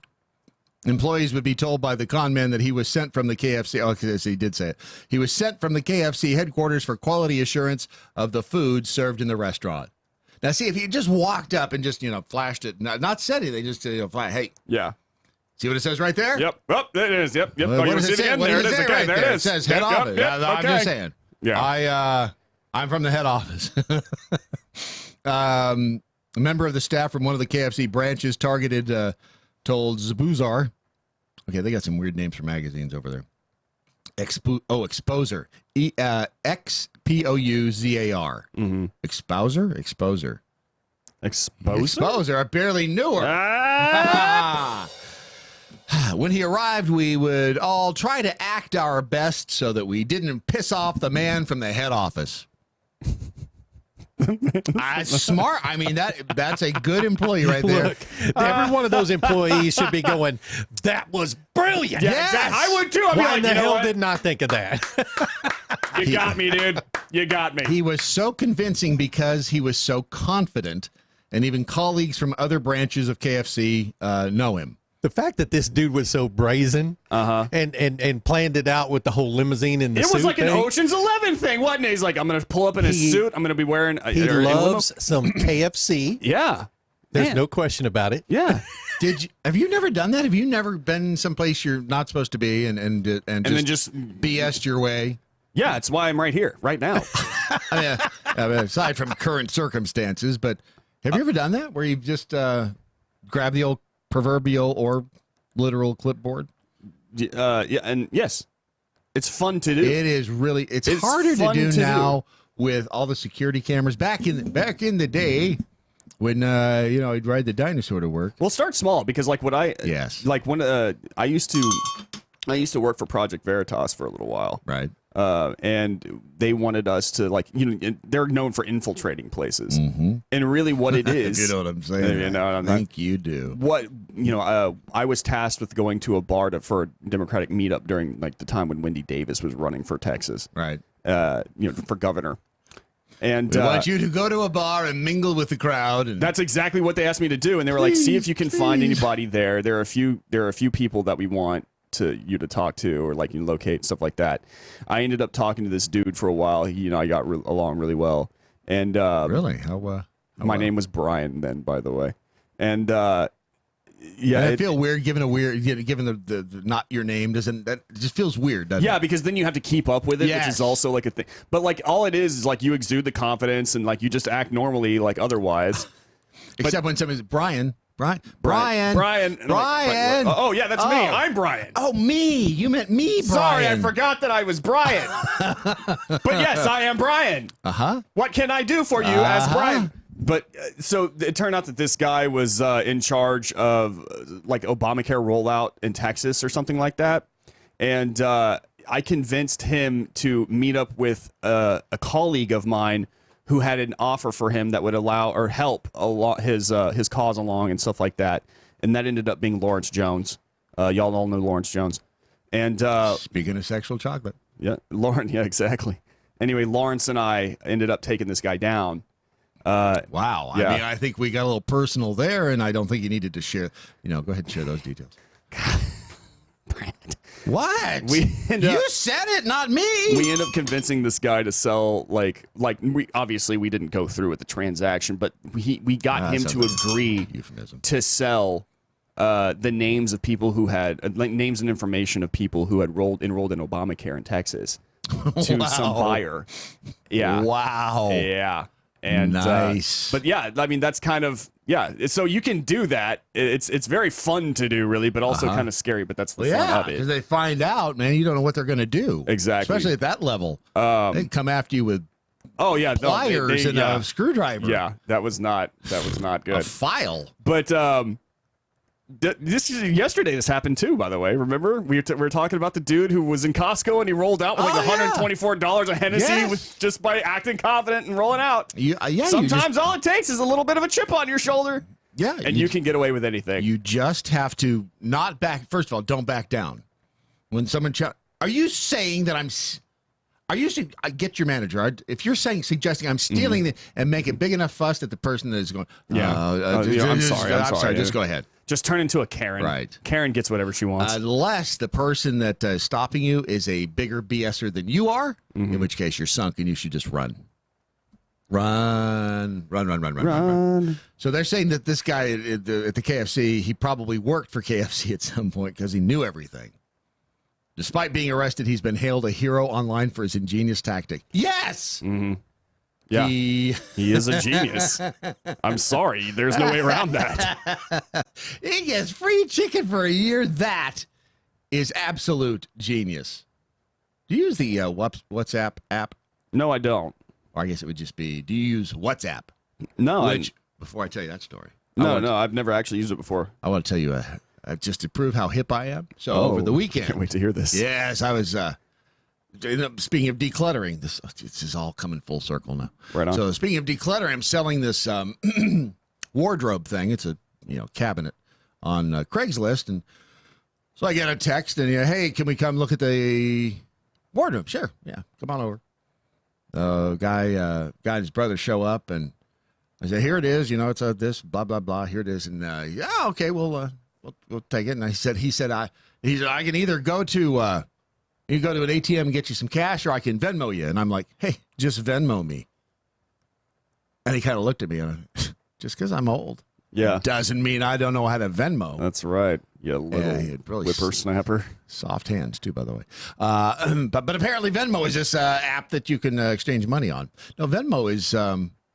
Venmo is kind of like the new way that we exchange money nowadays. It is getting so simple to do everything. Yeah. I mean, it's going to be to a point where you're never going to see any money. Yeah. Like literal money. It'll be cashless society, more or less. You continue working here, and you'll never see any money. I am the cashless society. But you will never touch any money that you earn. I mean, short of going to the ATM and getting $40. It used to be that you'd have to run to the ATM and grab money, and then you could. Yeah, but like I use OfferUp, right? And how is Venmo different than PayPal? So I think PayPal fees are less, aren't they? No, there's no fees with Venmo, from what I understand. There are fees with PayPal. There are unless you do family and friends. But like, have you used Venmo before? No, I'm pulling it right now. I want to see how it works. So Venmo is, you sign into your bank account through Venmo, and if you want to send me $20 because I bought you a thing and you were trying to pay me back downtown. Right. Yeah, naturally. You would just say, you would select my name, enter $20 as the amount, give the reason that you're sending it to me, and then hit send. And it would take money from your bank account and put it in my bank account if I'm registered with Venmo and it has access to my bank account too. Safely. Yeah, They'll so do it safely. It just acts as like a middleman. However, do you know about the feature where this is really cool? Because I gave him my email address. And he's like, no, hang on. He says, open your app. So I open it up, and when you open it up, he said, now click your picture, and it brings up a barcode. Yeah. So he just, or QR code rather, and he just goes, bloop, hits the with his camera thing there with his camera type phone, and instantly, bloop. Yep. I mean, there's no typing anything. It's just, they tap your little phones together there, and and poof, it all happens like that. magic. Tapping the phones together thing, I want that technology to actually play out a little bit more, because I would like to be able to just, instead of having like, what's your number? Let me go ahead and enter it here. I would just like to go. Do you remember that? And then you have all be, your information right there. That used to exist. It was. I think like Samsung was doing something like that for a while, and then what happened to it? I think the technology just sucked at the time. Do you remember That's that, the Ron? NFC, right? What? Near field communications, where you can. Yes, I remember they used to. Hey, when you just touch your phones together, and well, you can do that now. I mean, like when I go to check out at like Walgreens or McDonald's, even right. You can use your phone or you can use your watch, and if you've got like Apple Pay set up, which I do, like you go to Trader Joe's or something like that, and you can just hover your phone over the machine, and it'll, You are so Dick Tracy. Really is. He probably also has a communicator watch. I know, right? Which I actually do. The Apple Watch does that now. That's what Ron was in here earlier. He's like, he hits his watch. Hello. Yeah. No. It's like a walkie-talkie now. It's like a walkie-talkie now. So you could. Where's yours? I left it at home today, but probably doesn't work so well. Do you remember the Nextel phones? No. The beep, and then like Yes. So I loved those phones. I used to have one back in the day, and I loved the communication with just walkie-talkies, because I hate texting and I hate calling. I would just much rather. I hate communicating with people. I hate talking to people. I don't mind talking at people. Right. But no, so because it was short burst communication, like it's over, it's done, and whatever. Right. You're not going to have a long ass conversation. Like sex, pretty much. Yeah, right. Exactly. And then gosh damn it. So like your watch. And the watch does that now, till you can hold it down and like it'll communicate to a person that you specify, and you can just Did you know about Dick that, Ron? Tracy. Did you know about that? Huh? Yeah, the little walkie-talkie thing. Yeah, man. Yeah, I've got one on my watch. It's the best. Who you use yours with? My brother and my wife. So those are the only two people you can talk to with your little Dick Tracy watch there? No, I could talk to anybody with a cell phone on my watch, but it's the walkie-talkie feature of it that they've added that now you can. It's done over Apple iCloud. You're such a show off. Yeah. Do you use WhatsApp? I do not use WhatsApp. Hackers have attacked both iPhones and Androids through the WhatsApp. Which, by the way, WhatsApp, when it was, I guess, first out, because I learned about it from a high-level personal security dude, friend of mine who works personal security. Personal. He can kill you with his little fingers. I mean, you really have to break a sweat. He can just, with his little fingers, whoop, and you're dead. Yeah. But he said, let's communicate this way, clandestinely. That way, not be afraid. Yeah. Furtively, even. Yeah, and secretly, too. Yeah. So under the radar. Apparently, WhatsApp, man, it is not doing well. They rushed out a security fix after concerns were raised that hackers could inject surveillance software onto your phone via the call function. I'm 90% sure that I've got surveillance software all over my freaking house right now. And I'm not talking like I'm paranoid because the government's coming after me. No, I mean like I've got Alexa. My computer is set up with like microphones and cameras on it so I can do interviews. By the way, that first shirt you tried on this morning, I'm glad you didn't wear that one. Thank you very much. I didn't feel it either. I'm glad that I could, it's whenever you receive little anonymous messages on your phone that say, take it off more slowly this time. Right. You know it's Brad. You missed a button. That's right. I used to be paranoid of using like the Google Home thing. Alexa, order condoms. I got him. In the past, I've always been hesitant to like the Google Nest thermostat and all that. Yeah. To get that because of the whole security concerns. They're going to see you. They're going to know what your temperature is in your house. Blah blah blah. Yeah. But it's actually probably the reverse side of that I'm more concerned with. It is that eventually, when enough people have those, they will regulate what the temperature is going to be in your house. Which means then you'll have to go out and find a 15-year-old hacker and pay him $100 to come in and hack your Google Nest thermostat. Hacker man. Yes, exactly. There will always be a way to get around it. But now I'm like, I don't give a crap. They can listen into the conversations that I have. They can do anything they want to. And I ordered one of and I think it comes today. I could have had it yesterday when I ordered it, but I opted to wait an entire 24 hours for it to show up. That's how patient I am. A whole day? Yes, I did not opt for I want it now, and it better be here before I dropped off a pair of jeans to the tailors the other day so I could have a hole in the crotch fixed because, Right. And they said it'd be ready Thursday. And you're like, Thursday? You know when I dropped them off? When? Saturday. They want that many days to fix a hole? Yes. Can you believe I would have that nonsense? I would have Amazoned them. Look, you know what? Amazon. I'm going to give them a review on Yelp that will scar them. Yes, absolutely. For generations to their children's children. Burn them down. We'll feel this. Deuce 5 with the flailing arms, actually, he found his old Nextel phone and he sent us a picture. And I think I had maybe the model before or after. I can't remember. It's very similar to this one, but it was black. And I loved that phone. Why'd they stop doing that? Was it the frequency thing? I don't remember why they stopped doing that, actually. I think maybe it had something to do with maybe it wasn't as popular as it used to be. Ron would know. He's the because then texting came along, like it became way more refined. Yeah, but texting is actually more of a pain in the butt than I agree. Than the walkie-talkie feature. I agree. Although the thing about texting is that whether or not they answer, it still goes bloop, it gets through to them. With the walkie-talkie, you have to go bleep, Bob. You know what I've done that really helps me with the texting? Bob. I turned off read receipts.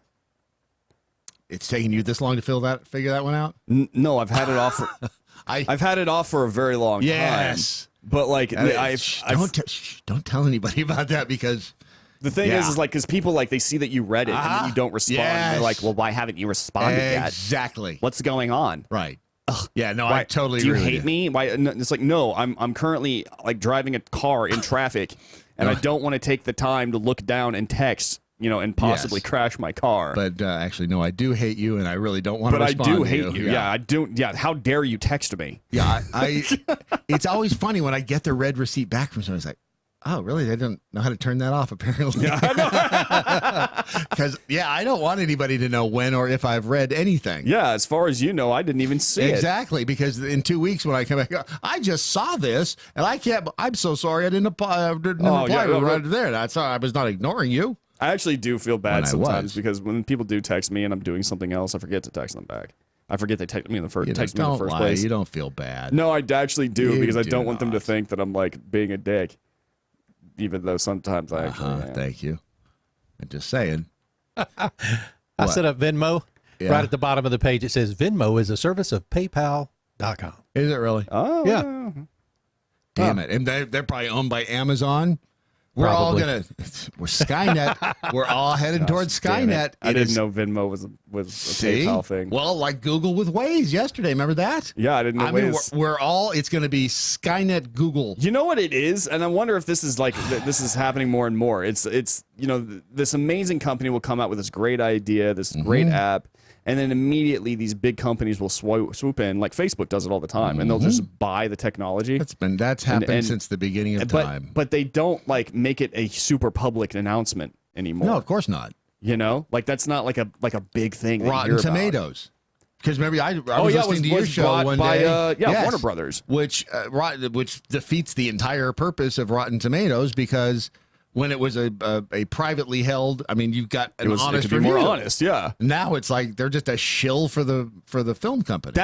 And that's super interesting actually to think about, because what is like PayPal? PayPal knows it pissed off a lot of people in the past with its shenanigans.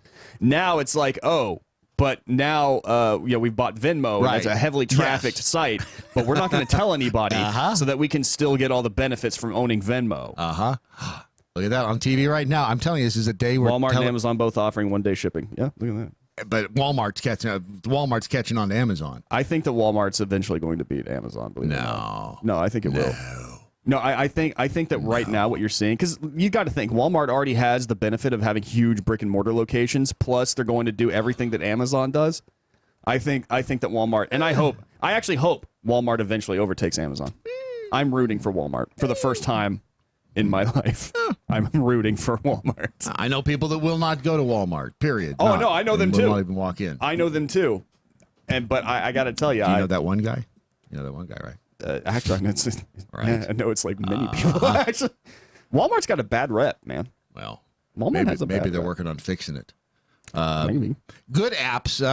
One in particular you should have on your phone is the Gunbox app. Mm-hmm. That actually is very useful, and they, to my knowledge, they haven't had a security breach on it, which is nice. The thing about the Gunbox app is that what it tells you is if somebody is messing with your gun box. You don't want somebody in your gun storage box, and especially when it's the gun box. This thing, they are slick looking. They're who was I talking to the other day that said they're coming out with a lock? Maybe it was Tom. They're coming out with a lock so that you can actually physically lock the gun box down to like your, I don't know, bedpost or whatever. Wherever you set it, but like a Kensington where he keeps most of his belongings. I could just use handcuffs. Actually, the last time I think that they have, and I may be wrong, I think they have screw holes in the box, so you could actually screw it down to a table if you want to, bench or something like that. Or I just be like me, right on your nightside table, a couple of big bolts right there, boom. Yeah, it'd be really cool actually if you could bolt it to the underside of your desk or something like that. You hit the thumb button, and then like the lid pops down and it's attached to the lid, and that way you could just. That would be the Gunbox 3.0. Yeah, right now. If y'all are listening right now, you're welcome. You could do that. You know what you did? That'll be $10,000. Glue a magnet to the lid. Yeah. On the inside, and then so your gun sticks to the magnet, so it drops. Would that screw with the? Oh. Try it. Someone try it and tell us. Yeah, you have your new assignment. See if it works that way. But the app with the gun box that you can and you can subscribe to the alerts. Yeah. That is just genius. If they just move it, it sends you an alert. Yeah, and it also tells you if your batteries are low in the gun box. Not your personal, But in the gun box, if they're low, it sends you. But the if alert. my batteries weren't low, I would want it to tell me. If your quart low, it'll tell you. Yeah. So go to thegunbox.com and use promo code MoJo. Find out what happens. And let us know, too. Yeah. And their mission, I like this. Our mission is to keep kids and families safe. Thegunbox.com. That's all you need to know. Anything else interesting that the jackholes are saying? Yeah, man. Apparently, Deuce 5 with the flailing arm said, I could be wrong, but I think Nextel walkie-talkie thing went away when Sprint bought them out. I think that Sprint bought them because I think Nextel was having some trouble, and I think their phones weren't catching up to modern technology or something like that. I think you're right, but I used to use the hell out of that. Oh yeah, me too. Little walkie-talkie. Oh, I loved it. I loved it. Yeah, you love to talk, Ron. So. I do. Ron's part woman. Is he? Oh yeah. Like what? How many? You don't want to know. Like half You of don't his wanna- you chromosomes? don't- you Maybe don't is he wanna know like which part. He's like XY. Blah, bitty, blah, bitty, blah, bitty, blah. All day long. He never stops. Do you get annoyed on your dates? Yes. Ron, stop it. Just stop talking.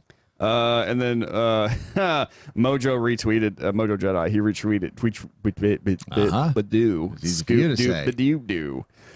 He retweeted somebody who said, "Be glad you weren't born in some third world shithole like Los Angeles, San Francisco, Portland, Seattle, and Detroit." And it's a picture of, and I'm glad he posted this because I want to just quickly say something. Look at this. This is like I think that's Portland, if I'm not mistaken. I think I've seen this picture before. It's a guy riding his bicycle down a street with looks to be piles of insane amounts of trash clothing. everywhere. Is it trash or is it? It's like it looks like household goods. Yeah, it's all household goods shoved to the side. I think this is actually after a storm. But I was going to say, it looks to me like what happens after a flood. Yeah. But I do want to say this about it. It's the amount of quality of life that they have in blue cities lately. They released a study. Right. Is abysmal compared to right-leaning cities. Abysmal. Well, yeah, when they start bringing in all of the progressive ideologies and the progressive rules and regulations, and yes, it tends to make them progressive utopias that suck for everybody else. Right. And they keep spreading like a bad disease. Yeah. It's like, if you want to do that, pick a state. All y'all go there and tell each other what to do, because I don't want you telling me what to do. I'm kind of wondering, though, because a lot of people are fleeing California. And California cannot sustain what it's doing right now. No. Like not only are businesses fleeing, but like the workers are fleeing, because why would you want to stay in a place where the taxes are beyond unreasonable? Yes. And the laws are like, just ridiculous. Like here's straws. why. You can't have a plastic straw now. Here's why you want to stay. And so they're all moving here to Texas, though, is the problem. And yes, and bringing all of their progressive crap with them. But I kind of wonder what's going to happen if eventually many people move here for the jobs, and all that's left is like the nonsense in California, the riffraff, Here's what we do. And the Democrats who destroy it. Eventually, people are going to get tired of it, and they're going to start voting them out. And California, Colorado, New York, they're going to turn red. Simple solution. When they all come here, when we come to Texas, Yeah. we get them all the blueies. Yep. We get them to come to Texas. Yep. And then we all move to California. Yeah. And the business, what bothers me is like the business came here because it was fleeing the high taxes and the nonsense. And yet it's the bait and switch. They bring it here. And it's like, oh, well, it'll work this time. It never works. We'll have a beach. We don't have a beach in Dallas. Think about this. California. Blueies, all come to Texas. I'll take California. Absolutely. I will take California. Because it's prettier. This is your Daily Mojo, speaking of pretty.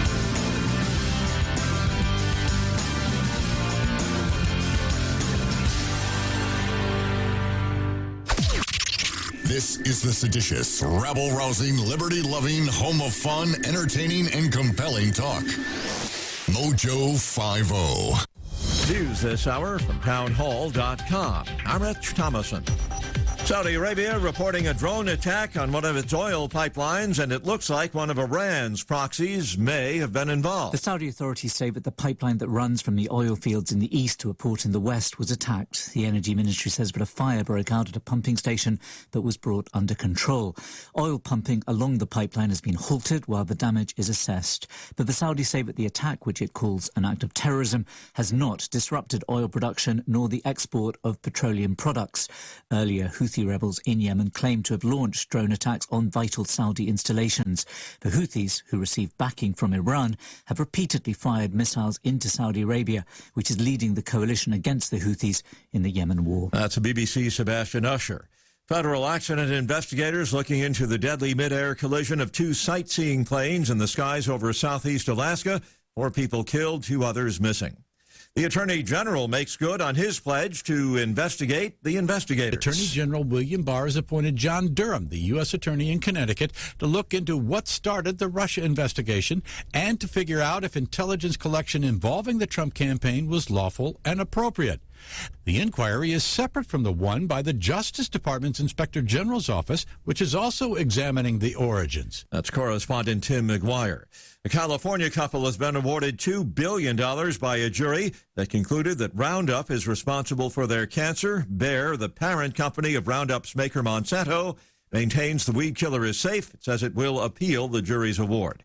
Following yesterday's breathtaking sell-off prompted by trade war concerns, Wall Street is poised for a higher open this morning. Dow futures up 116 points, S&P futures better by 17, NASDAQ futures up 61. More on these stories at townhall.com. Now you can fly anywhere in the world and pay discount prices on your airline tickets. Book a flight today to London, Paris, Madrid, or anywhere else you want to go and pay a lot less guaranteed. Call the International Travel Department right now at Low Cost Airlines. 800-452-1075. 800-452-1075. That's 800-452-1075. Having an extra supply of food on hand is just smart. Some people call it prepping. I call it smart. You never know what's going to happen in this world. Go to mypatriotsupply.com. You'll find out a lot of good reasons to have that food and some great prices. mypatriotsupply.com. A former Democratic National Committee member told Politico on Monday that he will become National Senior Advisor to the Draft Beto campaign. That sounds like a horrible beer, probably a Pilsner. The Defenders with Stephen Airy, tonight at 9. MoJo 50. Do you use the expensive blue or yellow pills to charge your sex life? Are you thinking about it? What if we can promise you the same results for less than $3 a pill? If you're paying $20 a pill for the other pills, you're getting taken to the cleaners. Our pills deliver the exact same results for less than $3. You'll save more than $16 a pill for the same results. And right now, radio callers will get 44 blue or yellow pills for $120 with free discreet shipping. You can save more than $700 off pharmacy prices. Charge your sex life now and save a ton of money. Call now and get your 44 pills and save over $700 and qualify for free shipping. Stop overpaying and call right now. 800-218-6473. 800-218-6473. 800-218-6473. That's 800-218-6473. This is the MoJo 50 Institute for the Advanced Application of Freedom. Ya bitches.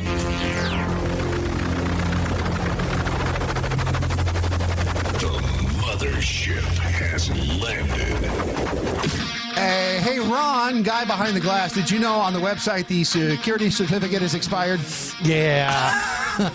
Thought I'd bring that up again. Just at the top of every hour. Yeah, I might as well because it's so we are in a transition. Thank you, Brad, for the segue. We are in a transition, folks. If you want to watch the shows until the transition completes, you can. Just sounds so. You weird can find the link on our Facebook page. It's pinned to the top.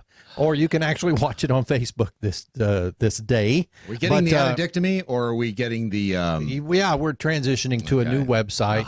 Has much better options and much more features on it. So yeah, so you now are welcome. When you go to the new MoJo50.com, you can click on a button. It'll make us look prettier. I couldn't do anything with Photoshop on that. You didn't put the pretty filter in? Nope, I tried. Well, it's hard to improve on this. It really is. There it is. It's tough. You have no idea how hard it is being me. Oh, I imagine it's quite difficult. Oh, it is incredibly tough. Incredibly tough. So you should just be thankful you are you. Oh, I'm me. I will do that every day I wake up. By the way, just in God's grace. An update on the. So during the MoJoCon, we had the dead guy's clothing for sale, and we sold a bunch of it. So we had Doc's clothing for sale, and still I've discovered more. And I told everybody I would put it up on eBay, so I've got that process almost complete. So when it's up there, and Ron, we just have to figure out if we're going to do a flat price or make it a little contest so they can, so we can extract as much money as possible out of the jackholes. There you go. Because people, once I put it up on my eBay page, site, whatever you call it. There's going to be other people who go, why the hell is he selling some guy named Doc? Why his shirts?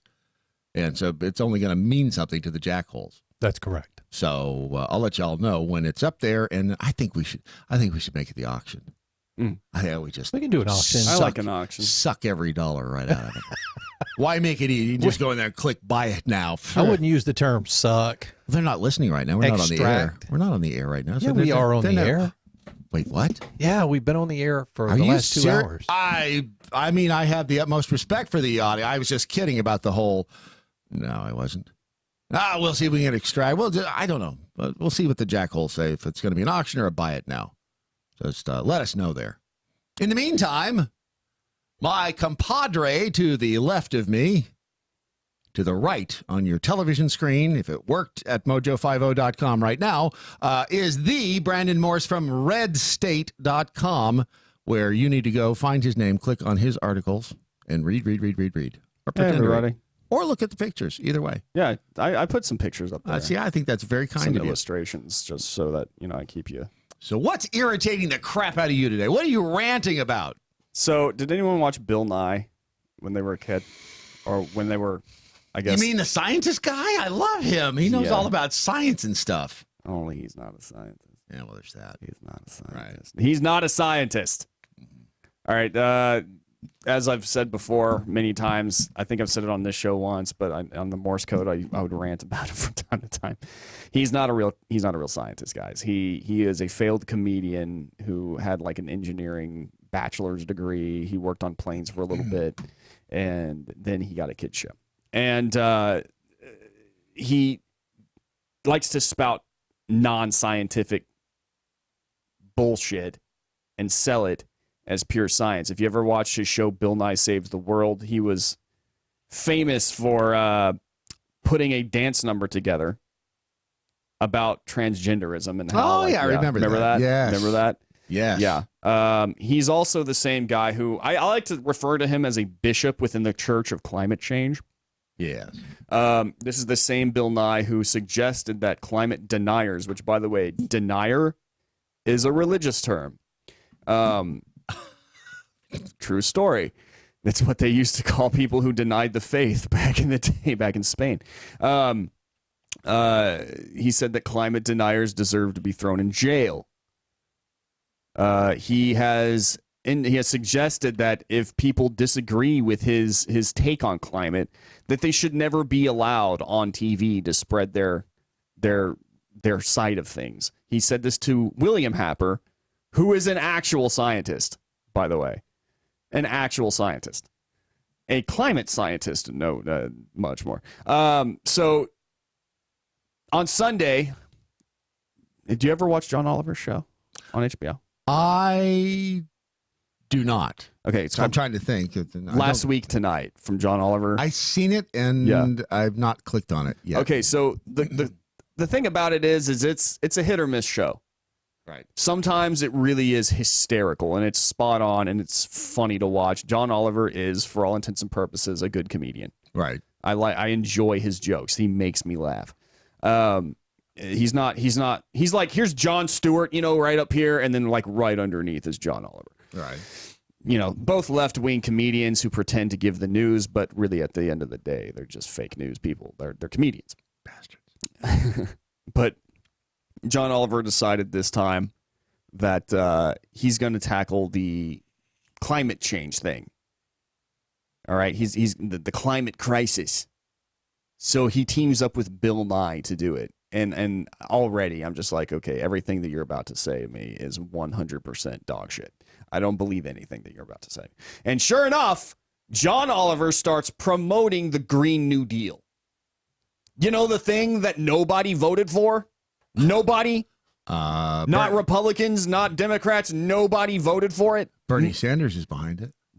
No, you know what? It's funny because every single, well, at least at the time of the vote that was held, every single 2020 Democratic candidate was a co-sponsor.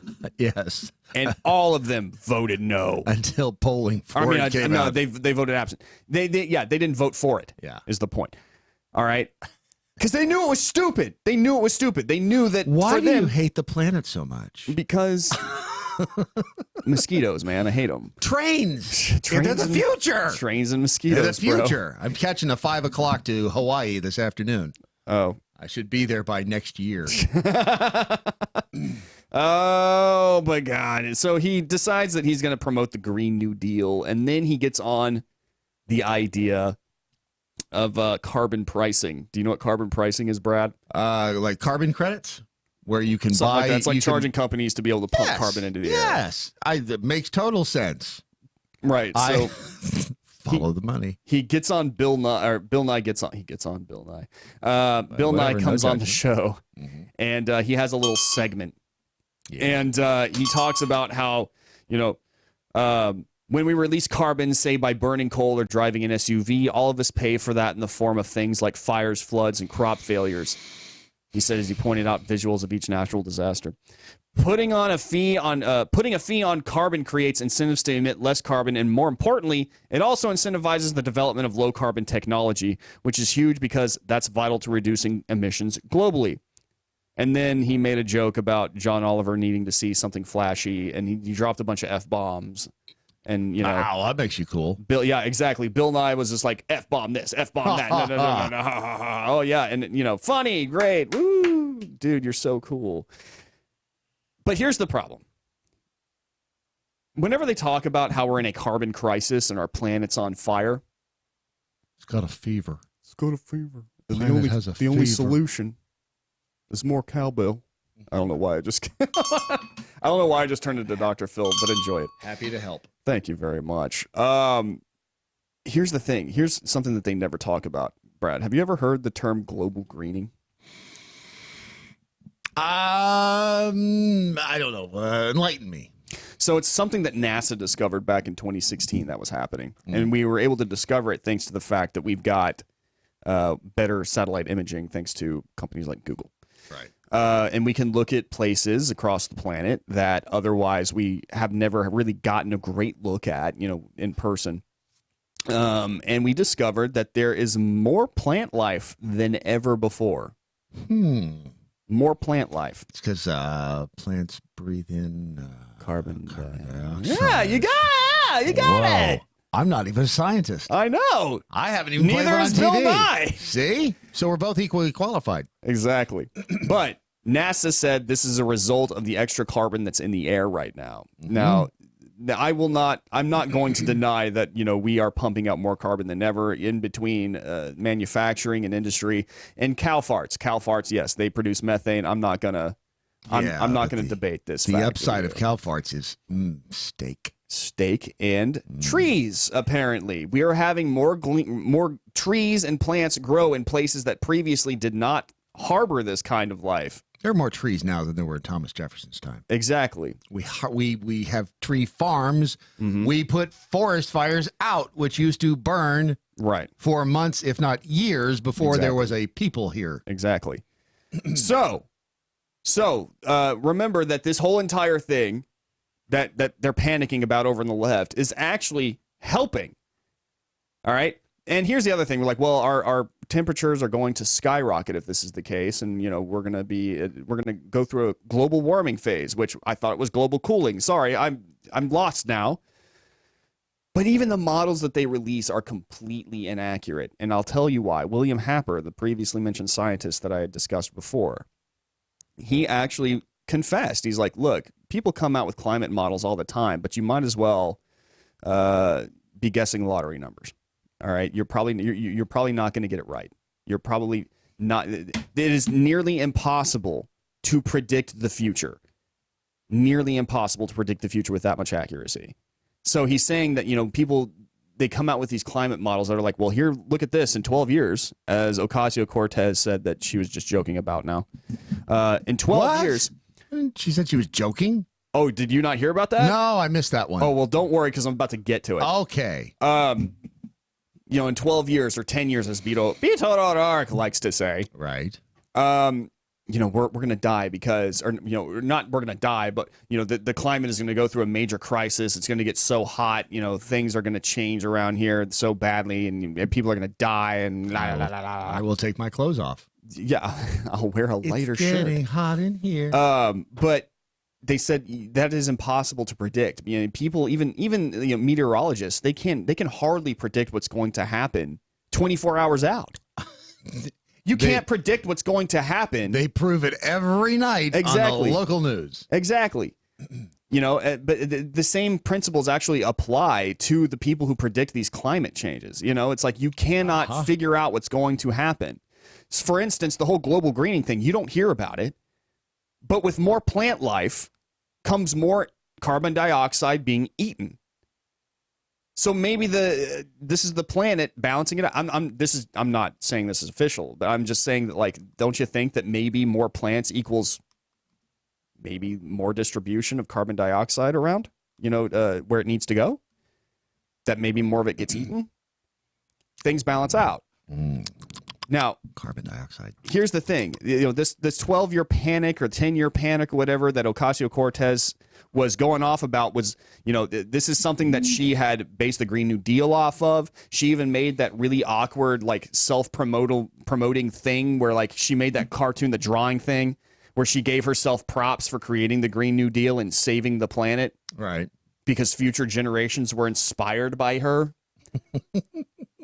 But it's just a joke now. If we were taking her seriously when she said that, we're stupid. But now she's actually going back again because the Green New Deal has apparently found some kind of fresh, I don't know. It's finding fans now, and they're throwing a party for her and everything, and she's going to go and promote it again. Oh, and Bernie's behind it. Yeah, exactly. So these are all based off of climate models that are completely made up. They're made up. You have to cherry pick data in order to create these catastrophic climate models. All right. And Al Gore in particular is one who pushes them. Planet's got a fever. And it needs more I'm combo. your SUV. I lived down the street for him, by the way, in Nashville. Did you really? Yes. He had a very large house. That's really? I didn't know that. Yes, Was it covered to head to toe in solar panels? Absolutely not. As a matter of fact, he was very upset that George Bush, W., had a greener house than he did. George, of course. And I talked to one of the painters one day when they were painting the place, and the painter, he came to a garage sale, and the painter's like, and he's like checking every stupid can of paint to make sure that we got it from within like 100 miles. Are you serious? Yeah, it was pretty funny. Oh, God. Yeah. One of the more famous climate models that was used is obviously used by Al Gore. And the Daily Caller one day, and by the way, this is an article I wrote back in January of 2018, just to give you some context. The Daily Caller went out, and they did some investigating on the climate models that Al Gore was presenting. Do you know where those climate models came from? Ready for this? I'm ready. The Open Society Institute. Well, do you know what the Open Society Institute is run by? They have incredible Christmas parties, is all I'm saying. George Soros. What? Yep. Are you saying there's a connection between them? Yep. That's Yep. U.S. programs, global warming grants. U.S. programs became engaged on global warming issues about 4 years ago at George Soros' suggestion. There's been a budget of $11 million for global warming grants in the U.S. programs budget for the last several years. This budget item captures George Soros' commitment of $10 million per year for 3 years to Al Gore's Alliance for Climate Protection, which conducts public education on the climate issue in pursuit of creating political space for aggressive U.S. action in line with what scientists say is necessary to put our nation on a path to reducing its outsized carbon dioxide emissions. The OSI continued to gift Gore's Alliance for Climate Protection with more donations, including $5 million in 2009. But all of this money wasn't just to kick the climate alarmism into high gear. It was also to help generate a youth movement. OSI didn't only plan to fund Gore's climate group to promote global warming policies in the U.S. OSI also planned on giving millions of dollars to spur the, quote, youth climate movement. This budget item also allows for the renewal of U.S. programs, longstanding support of the Energy Action Coalition, which is the lead organizer of the youth climate movement in the U.S., the memo reads. The Daily Caller reported that OSI, now called the Open Society Foundation, has handed out over $13 billion over the past 3 decades, mostly to left-wing causes. So what they're doing is creating these little climate models for people to rally around and freak out about, to scare people into voting for Democrats. Democrats can then turn around and scratch whoever's back they need to. What is this is alarmism being pushed by the left through various media sources like Bill Nye, John Oliver, Al Gore, to scare you into voting for them, to basically, and not only just scare you into voting for them, but to teach your children that here's people who are the responsible ones, the ones who are looking out for the climate. And now with Ocasio-Cortez, the radicals who are going to really turn this nation around, make it green, and not just green, but and eliminate income inequality and racism and yada yada, these radical ideas. This is all just a ploy for power at the end of the day, and there's big funding behind it. So that's my rant for the day, Brad.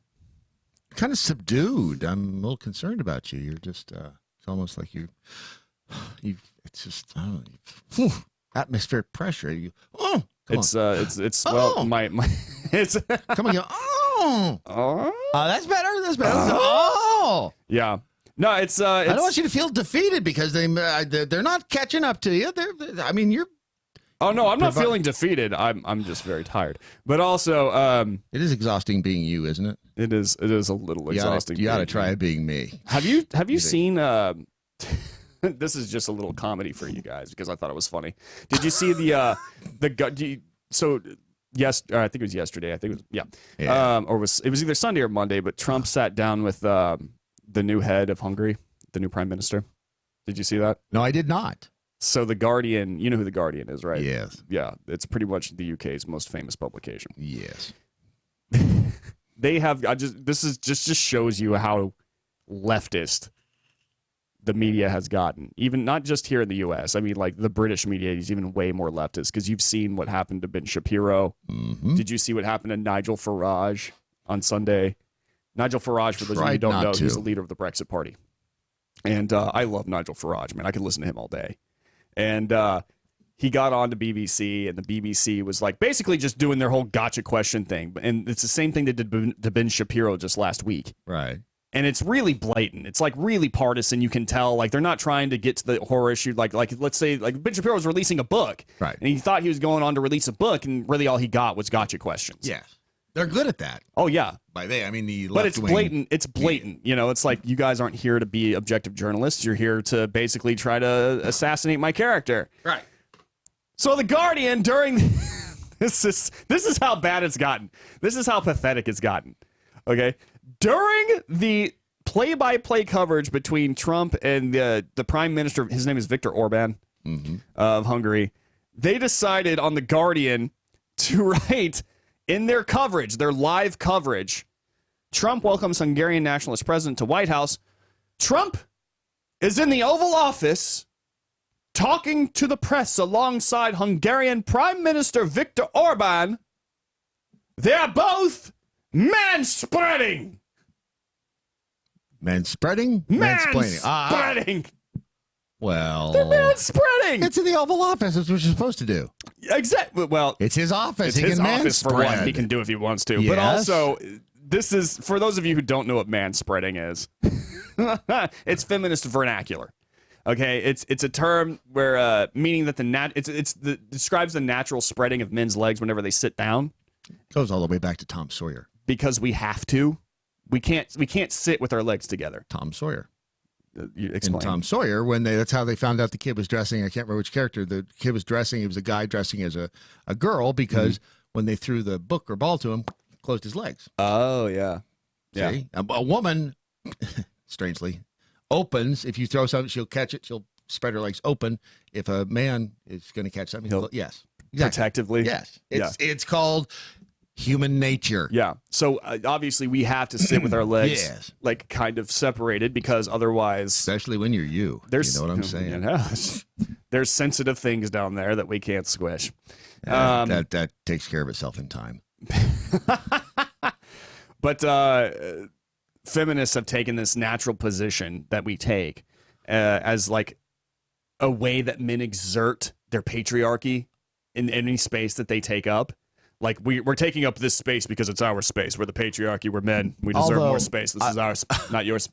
Okay. I will say I sat next to a guy on a plane who was doing it, irritating the crap out of me. Yeah. Because on a plane, no one can man spread because there's no damn room to do it. Yeah, it's the man spreading is kept to a minimum, and that's why these planes plane rides are uncomfortable. Let's just face it. Yes. And that's one of the reasons.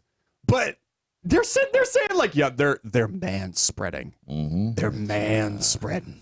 Two men in an office and they do two men sitting in chairs. That's what they focus on. They're man spreading. And then they did cover eventually what stuff they were talking about, including the fact that the Mueller report was brought up because it never is not brought up. And Trump says that he found no collusion or no obstruction. The Guardian covers this. Says after praising Orban, Trump talks about the Mueller report. Trump says the report found no collusion and no obstruction, comma, which is a lie. What? This is how bad it's gotten. So, as we all know, the findings in the Mueller report were completely accurate. It cleared Trump of obstruction of justice and collusion with Russia. It's very, very, very clearly lays this out.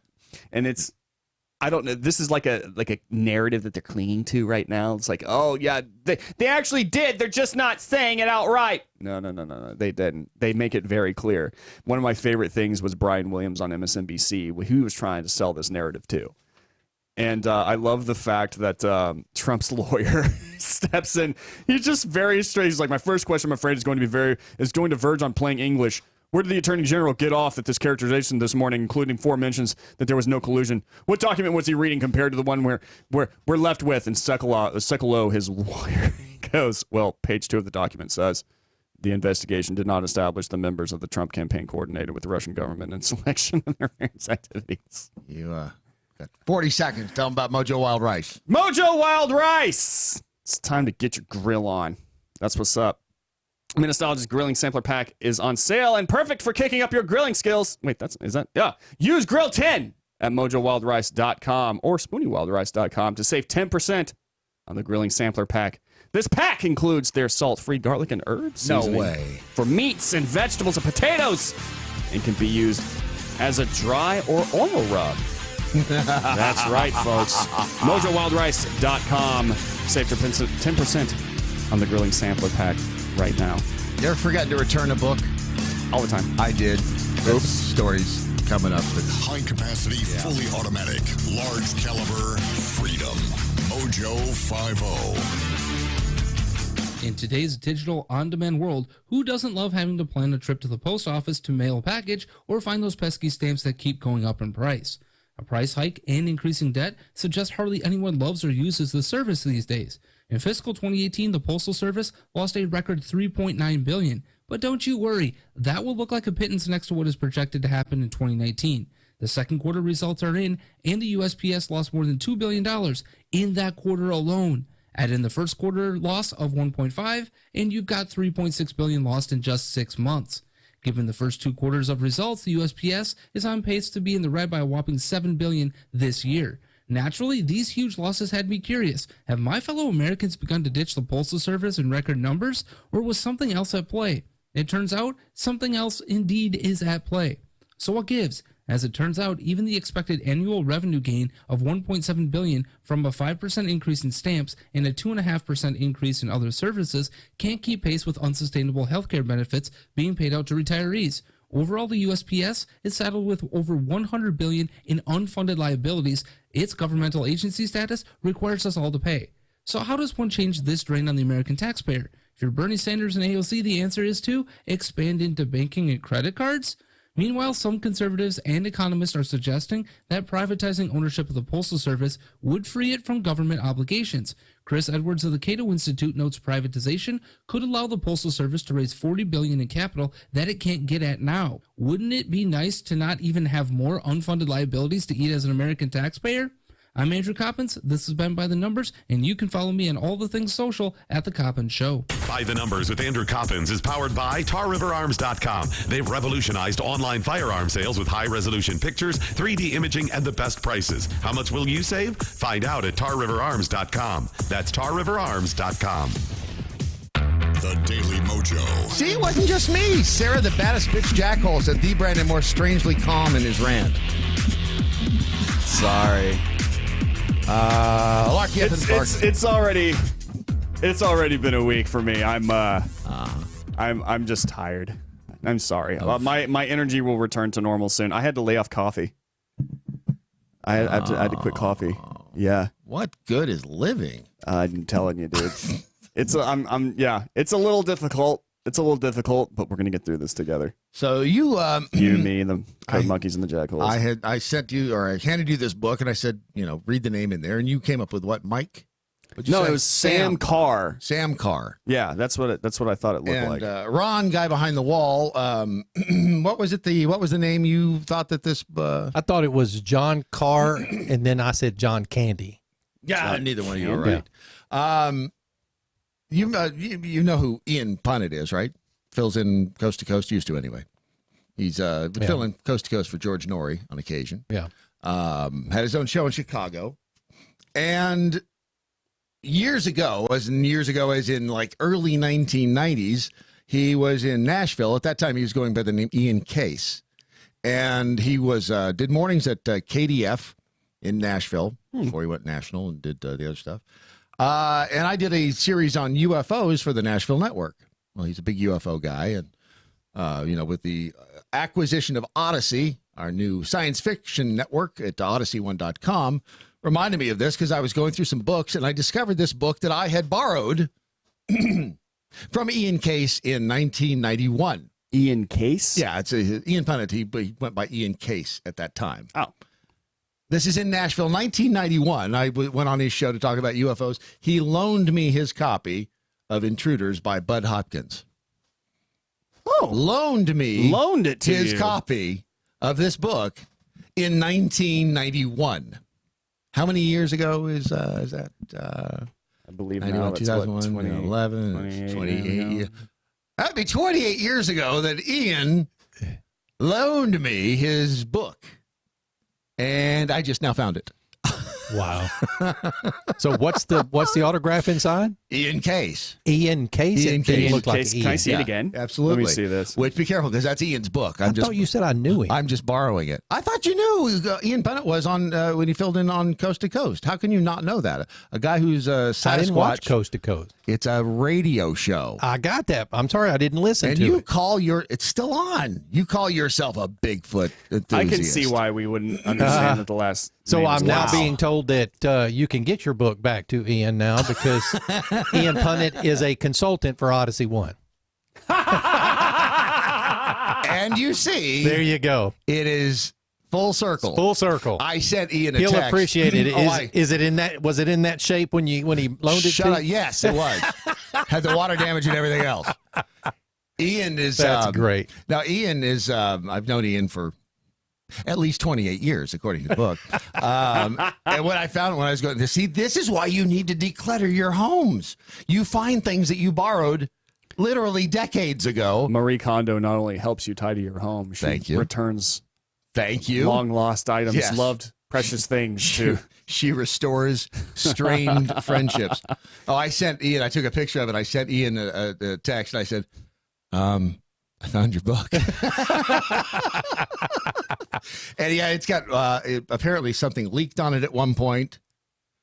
Don't judge. A lot of crap can happen in 28 years. He shouldn't have let me keep it this long. Yeah, This is on him. If we're really, it's kind of his fault. This is his fault. Yeah. Ian trying to be all, hey, you got my book and you ruined it and you owe me a new one. No, you should never have let me borrow your book for 28 years. Do you know the things that happened in 28 years? So, did he borrow anything of yours? That's a good question. I don't know. Because maybe he's got something of yours. I don't know. I told him, I said, I guess I owe you a new copy. He says only if you deliver it in person, because we haven't seen each other in years. But Ian's a good guy, and it's funny. I did not actually realize that he was a consultant for Odyssey One. Wait until I tell him that. This is going to be really interesting. Yes, it is. I should. We should. You should film it. Actually, we'll just. You know what we'll do? Maybe we'll call him on the air tomorrow.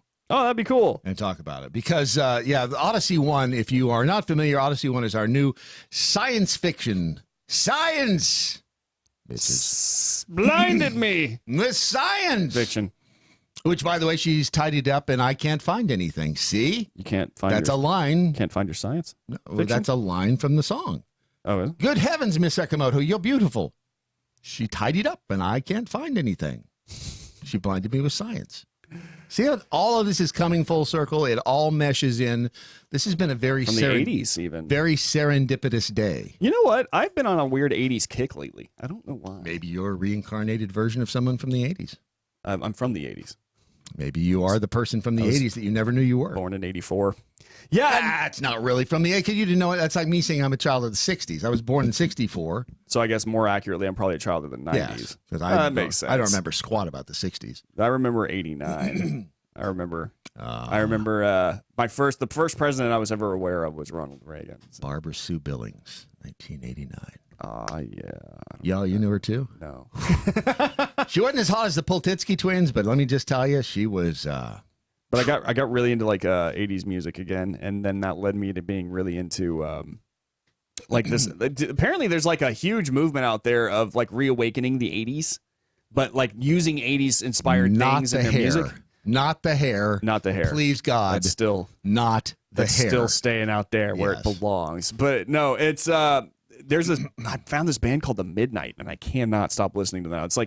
It's a modern band, but they utilize the sound of like the 1980s synthesizers and stuff like that to create this amazing sounding music. 80s music does sound unique. It really has generally its own synth. sound, Yeah, and it I do think it's great. But the other things I notice around, like it's not just me. Even like Spider-Man, the new Spider-Man movies are all based off of 80s movies. Did you know that? Doesn't surprise me. Yeah. But I didn't know that. Yeah, it's like The Breakfast Club, Pretty in Pink. Like it's all based off of 80s movies and stuff. And so I don't know. Wait. Hey, The Breakfast Club is based on Breakfast Club is an 80s movie. No, Spider-Man is based off of Breakfast Club. Oh, I see what you're saying. Okay, I got you. Yeah, no, it was. John Hughes, the John Hughes movies back then. I mean, Ronald Reagan. Come on. Mm-hmm. I mean, you had Star Wars, not only the movie, but the actual interplanetary defense system named after the movie. It was just a good time. Good time you didn't have to, you would have loved living in the 80s. Yeah. Because you didn't have to worry about texting. And when the phones, this will blow you away. Phones were all mounted on a wall. Shut the hell I know, right? It's crazy. You didn't have to take them with you everywhere you went? No. As a matter of fact, if you did, people looked at you funny. It's like, hey, I'm just going to take the phone off the kitchen wall and put it in the car. Wait. So hang on, let me get this straight. Yeah. So if I was outside. Yes, yeah. You'd have and the phone went off. Yes. Right. I wouldn't hear it. I would miss the call and no one would be mad at me? Yes, exactly. Now you could buy a little box, a little machine that you would put next to your phone and plug the line from the phone company into it, and then a line from that into your phone. And if somebody called, it would record on a cassette tape, and you could go in at any time and go, boop, and then play the message back. But no, you could even turn that off and not have a voicemail. Could you create like a message for them to leave a message before they did so? Eventually, we did progress to that, yes. Did people make like really annoying little pre-message things? Yes. Like some of them singing or Bobby and Cindy, we're not home. Leave us a message. We'll call your phone. That's just as annoying. Beep. Oh, yeah, it was horrible. And then I would be tasked with calling them back. Yes. Oh, that's just as annoying. I'm sorry. But just remember that they were mounted on the wall, and you didn't have to worry about taking them in the car with you. So you were actually what is known as unreachable sometimes, which I miss those days. DeGarebear says not to be self-serving, but it does bring a smile to my face knowing you, Ron Phillips, and the Brandon Morse are enjoying the fart machine and doormat I sent. Don't worry though, another SP is being planned. Fart machine. No, let me ask you a question, Ron. I'll need your input on this right now. And Brandon is just now saying fart machine. Yes. Now, is this the first time you were hearing the words fart machine, Brandon? No. When did you first hear them? First hear of the fart machine? Yeah, the existence of a fart machine. Oh, God. No, I'm not talking about in general. I'm saying the one like here. Yes. So the existence of said fart machine. So you're just now hearing about the existence of said fart machine now, the second when you read that tweet. So you did. So that you see what question I'm going to answer or ask next, don't you, Ron? Yes. Yeah, well, go ahead and ask. The question being, did you watch the video that we did this morning? No. You retweeted it. Yes. How do you know I didn't say the Brandon Morse is a dirty, rotten, not for good nothing guy, piece of boob garbage? I mean, that's pretty much what I hear all the time from the I jackholes. did explain it in the video that there was a fart machine. So I just wanted to. I came clean. Rule number 3. Rule number 3. Rule number 3. Did well, come thank clean. you for coming clean. No, I try to retweet the stuff that you guys put out, even if I can't at the moment or don't feel like watching it. So you really could say like, hey, Brandon's a complete and total gay guy, and this is his. He didn't want to come out himself, so I'm just doing it for him. Well, and then I retweet it. This opens up an entire new frontier of possibilities. A whole new Look, your man is on television right now. See? There's Bill Nye setting a globe on fire. Isn't this a serendipitous and day? He's dropping F-bombs. Right. It's super dumb. Mm-hmm. It's a serendipitous day here at the Daily Mojo. By the way, Mojo Jedi, I think you meant Brad, not Bard. Hashtag what I learned today, Brad. It was a micro cassette tape. Like the Dominic Izzo penis. Hey! And by the way, was it Mojo Jedi who said that Dominic Izzo was the only guy who could get away with sitting with his legs closed? Well, you know. Thank you. Man, y'all are hard on Dominic. I see what you did there. Larky F. and Farkin, Spider-Man is based on Breakfast Club. The hell are you smoking, Brandon? True story. It is not based off of, but it is inspired by The Breakfast Club. And I just actually sent him an article explaining it. So, yeah, they basically sat Tom Holland down and a few of the other cast. Right. And had them watch 80s movies like The Breakfast Club, Pretty in Pink, you know. That was when, by the way, Ali Sheedy, smoking hot. Yeah. Not so much anymore. You know, whatever happened to, oh, God. Molly Ringwald? Yes. Molly Ringwald plays the mother on Riverdale. Oh, does she? Yeah. Oh, good. I'm glad she's still getting work. Yeah. I'll tell her you said so. No, she's actually, no, some people get better looking with age, some people don't. And, you don't like Molly Ringwald? Really? I got to see this now. I got it. Hang on, pause the show. While you're doing that. Saddle Effing Tramp said, screw you, the mullet is majestic. Dude, man, a lot of people in my family had a mullet. Oh, I did. I had a... Did you really? You've seen it. We need pictures. You've seen it. I ain't seen yes, nothing, you son. have. Were you drunk that day? Maybe. I played you the video. I need to see it again. Molly Ringwald didn't turn out too bad at all. What are you talking about, man? No. I think she. From what year? Are you looking at a picture from this year? I'm currently looking at a picture of her on Broadway. Let's see what else we got here. Molly Ringwald is 50, forever cool, and she looks beautiful. What are you talking about, man? She has good days. She has some days. Bradley. The 90s were the best years to grow up in, period. That's what Larky F. and Farkin, he agrees with you. Sarah Missing Doc and Mojo. Don't let Brad Staggs borrow anything he might take 28 years to return. Look, I told him I'd let him know that I had his book still. But it's still on him that he let me keep it this long. I'm just saying. National Z Emergency says mustaches are more majestic than mullets. You know what? That's coming back, I think. The mustache. God, I hope not, because they look like porn stashes. Because I as you guys know, I'm a huge fan of TikTok, and I'm watching more and more TikTok videos and just see more and more people just donning the stash. Just donning the porn stash, man. If you are ever tempted to, please do not. And I mark my words here, do not eat raw marmot. I mean, I know you've considered eating raw marmot, but don't eat raw marmot. I feel like you're going to lead into a story here. I know. I was just general advice. It reminded me. Don't eat raw marmot. I have a little post-it at home that said, "Remind Brandon not to eat raw marmot." Well, dude, you have saved my life. Yeah. So, well, literally, a couple in Mongolia who consumed raw marmot meat. I Didn't know you could do that. As a folk remedy, ended up contracting the plague. The husband and wife ate raw marmot meat and organs, which they believed to be good for health, according to the Washington Post, but they soon developed serious symptoms, including fever and later vomiting blood. Then they died of the plague. You serious? Like the bubonic plague? I am serious as the plague. The plague. Ain't seen that around for a while. What did I tell you not to do? Didn't we get that? Don't eat raw marmot. Didn't they wipe that out with like some oranges? Apparently, that would be scurvy. Oh, how did they wipe out the bubonic plague again? I thought it was vitamin C. Vitamin. I don't know. I could have sworn. Yeah, well, you don't see any marmots gnawing on oranges. The couple was diagnosed posthumously with the plague, the age-old disease caused by the bacterium Yersinia pestis. It's a disease known to affect rodents, including marmots. So the next time you see a marmot and you're like, damn, I'm gonna walk the other way. I want some of that marmot meat, and I want it in my mouth. On the marmot. Oh, yeah. I want to nibble on that marmot, and because who hasn't seen a marmot and immediately wanted to chew on it? Right. You know, I mean, immediately. Just grab it. Marmot. Yeah. Marmot meat. Yeah. Don't do that. Yes. That's apparently bad for you now. Yeah. Who knew?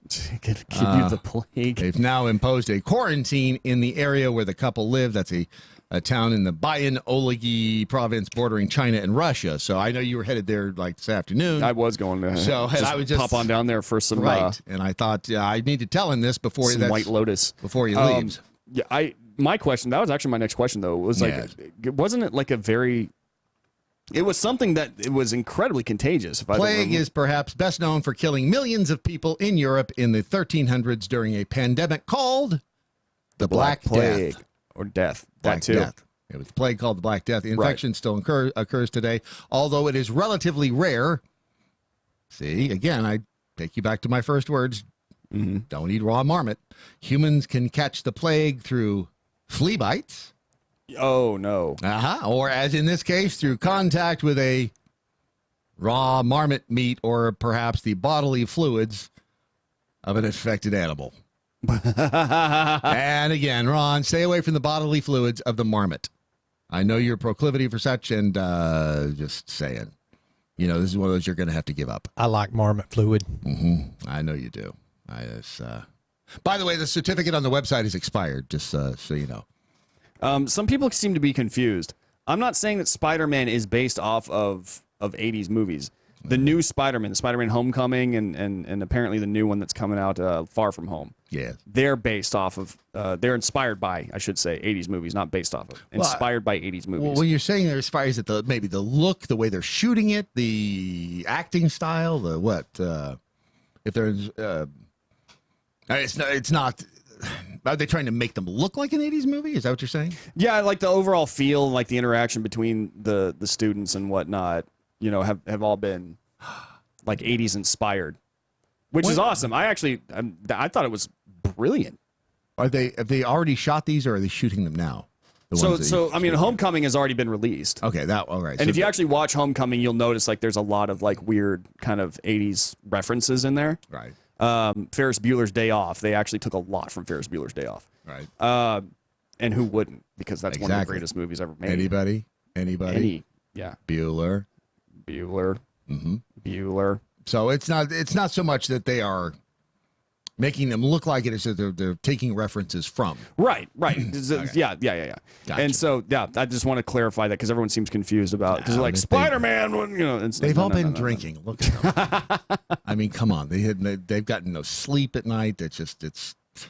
Cut them some slack. Have you been to Tar River Arms yet today? Have you? And pretty soon you'll actually be able to go physically go. I know you got to. They're pretty much my homepage, Brad. You got to go to Russia-China border this afternoon, but maybe on your way to the Russia-China border, you could stop by North Carolina and go to the almost open brick and mortar. Oh, Tar River Arms. That's going to be so cool. And we're sending Stephen Airy and Dylan Lyles over there. So I'm jealous. They're the advanced team. They're the advanced. They go in to make sure it's safe for the rest of us. They're A team, and I think that's going to be in July. The Airy team. Yeah, the Airy team, as we like to call them. The Larry team. Yeah, it's a combination. The Larry. Them too. So at Tar River Arms today, you're saying, I wonder what's on sale. I wonder if they have like a closeout section where I could go and, like save some money and buy a gun. It's funny you should ask that. If they do. I am looking at this moment, and I got to tell you, every time I look at the closeout section, gets you hot, doesn't it? A little bit, man. I mean, right now there are some items here that I would, if I wasn't, broke, I'd be all over. That Smith & Wesson Bodyguard 380. I was ACP. just looking at that one. You know why you were looking at that one? Because it's the price, beautiful. Yes, and the price. Yeah, exactly. The price is amazing. Also, that Savage Arms mod, Model 1, 308.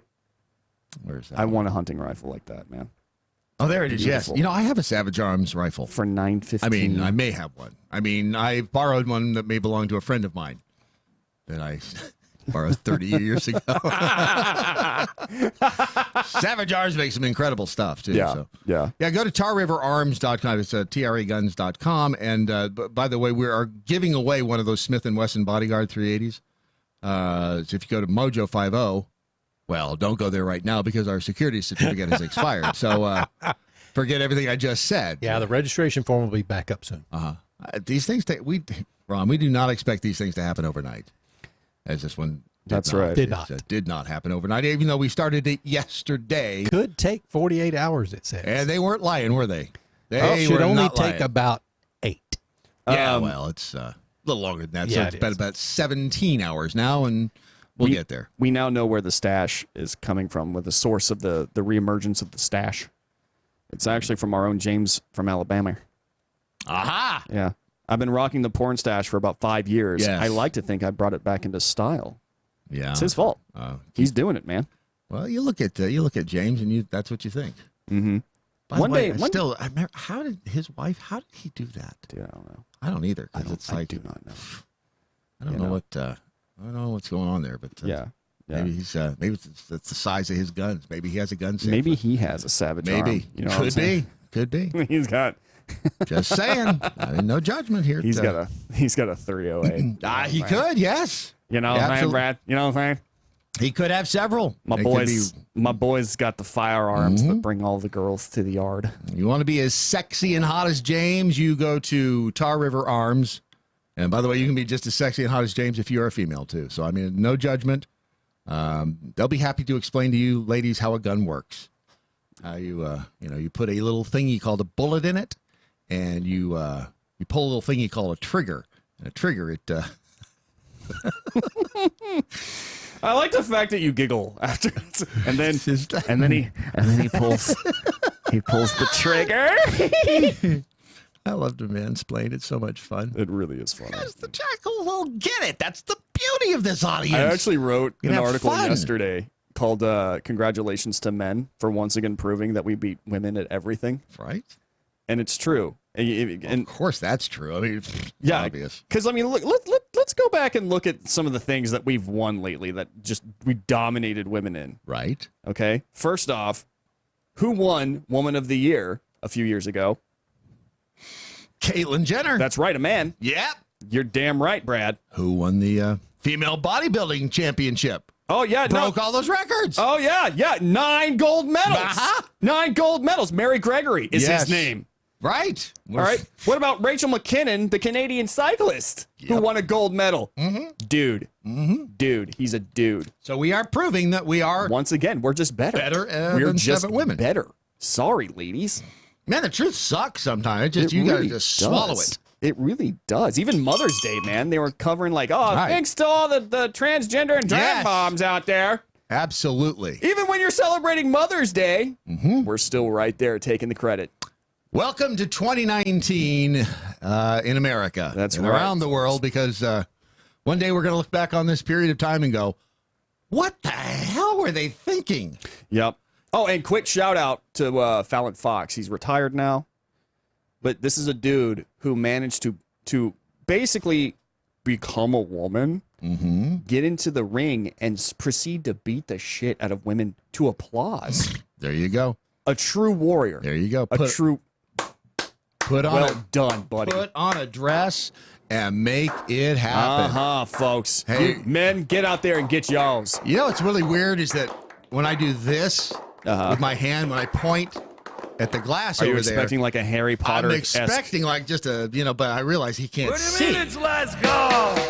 Because he can't see from behind the wall. That is it, ladies and gentlemen. The end of Doc Thompson's Daily Mojo. But as always, before we go, let's find out what we learned today. We learned I came clean. We learned the website security certificate has expired, Ron. You might want to know that. And we learned carbon dioxide. It is what's for dinner. Oh, yeah. Oh, yeah. All day with that. Breathe it in, folks. The angsty, mooding Brandon Morse. The subdued Brandon Morse. What? The coffee-less Brandon Morse. This would be I could just beat the crap out because you would have the energy today. I'd be like, I'll get to stop it. I'll get to feeling the pain later. I'm just not going to deal with it right now. If you want to go, I'm going out Australia way to dig me up some gold. Damn straight. Just don't eat the marmot. I now found my retirement plan. It's living on yachts. Can I come with you? No, because I got to test out the beds, and I just don't want you. Somebody's got to run the video camera. Oh, you know what? I didn't even think about that. Right. You're more than welcome to Yeah, come I mean, along, we bro. got to get those seascapes and all the horizon shots. And come on. Yeah, and right. Yeah, exactly. I know what those sick people were thinking. My spirit animal is obviously this morning a sloth too.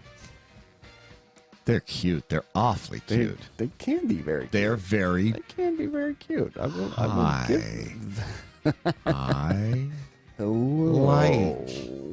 like. Free range prisoner. His stash is epic. If you look on what I learned today, hashtag. I want to clarify that. That dude he's got a stash. Let me tell you. Let me tell you. I'm impressed. Well done, sir. Well done. Let's see here. Come on. Why is MeWe not? Because MeWe. Because MeWe. Bitches. No, I'm trying to pull up the. Here it is, right here. All right, Leprechaun 420 said the bell count for today's show is 9 missed innuendo bells, 18 actual bells, 0 horns, 0 guitars for AOC, 0 Sleepy Joes. Oh, that's up here. Hang on. And 7 rim shots. There you go. JD Jackhole Poltitsky. Thank you. I love that. The Poltitsky twins, they were amazing, I'm telling you. What I learned today, Rule 5 modified, just because you can eat marmot tartar. Right? Doesn't mean you should. Right? Even though it just looks so. Oh, you want to eat the marmot. I mean, Good. let me just say, when you see it, you want to eat the marmot. Yeah, you want to chew on it. Kurt, slightly venomous Jackhole said, Brandon opts for the scenic route over the shortcut when getting to the point. I just want to take you guys places. Snarkazards, the Jackhole Pokemon said, Bill Nye, the junk science guy, is type of Pied Piper leading naive minds astray, though cherry-picked information that supports their aggressive leftist agenda. We will get to those new numbers on procrastination, but Doc Thompson returns from his Florida vacation. He's catching that vitamin K. Daily Mojo in the meantime, Ron Phillips production, wherever you go, whatever you do, live by the 5 rules. You got to shop being right and being happy. Good night, Doc Thompson. Wherever you are. See ya. Oh, the security certificate's expired, Ron.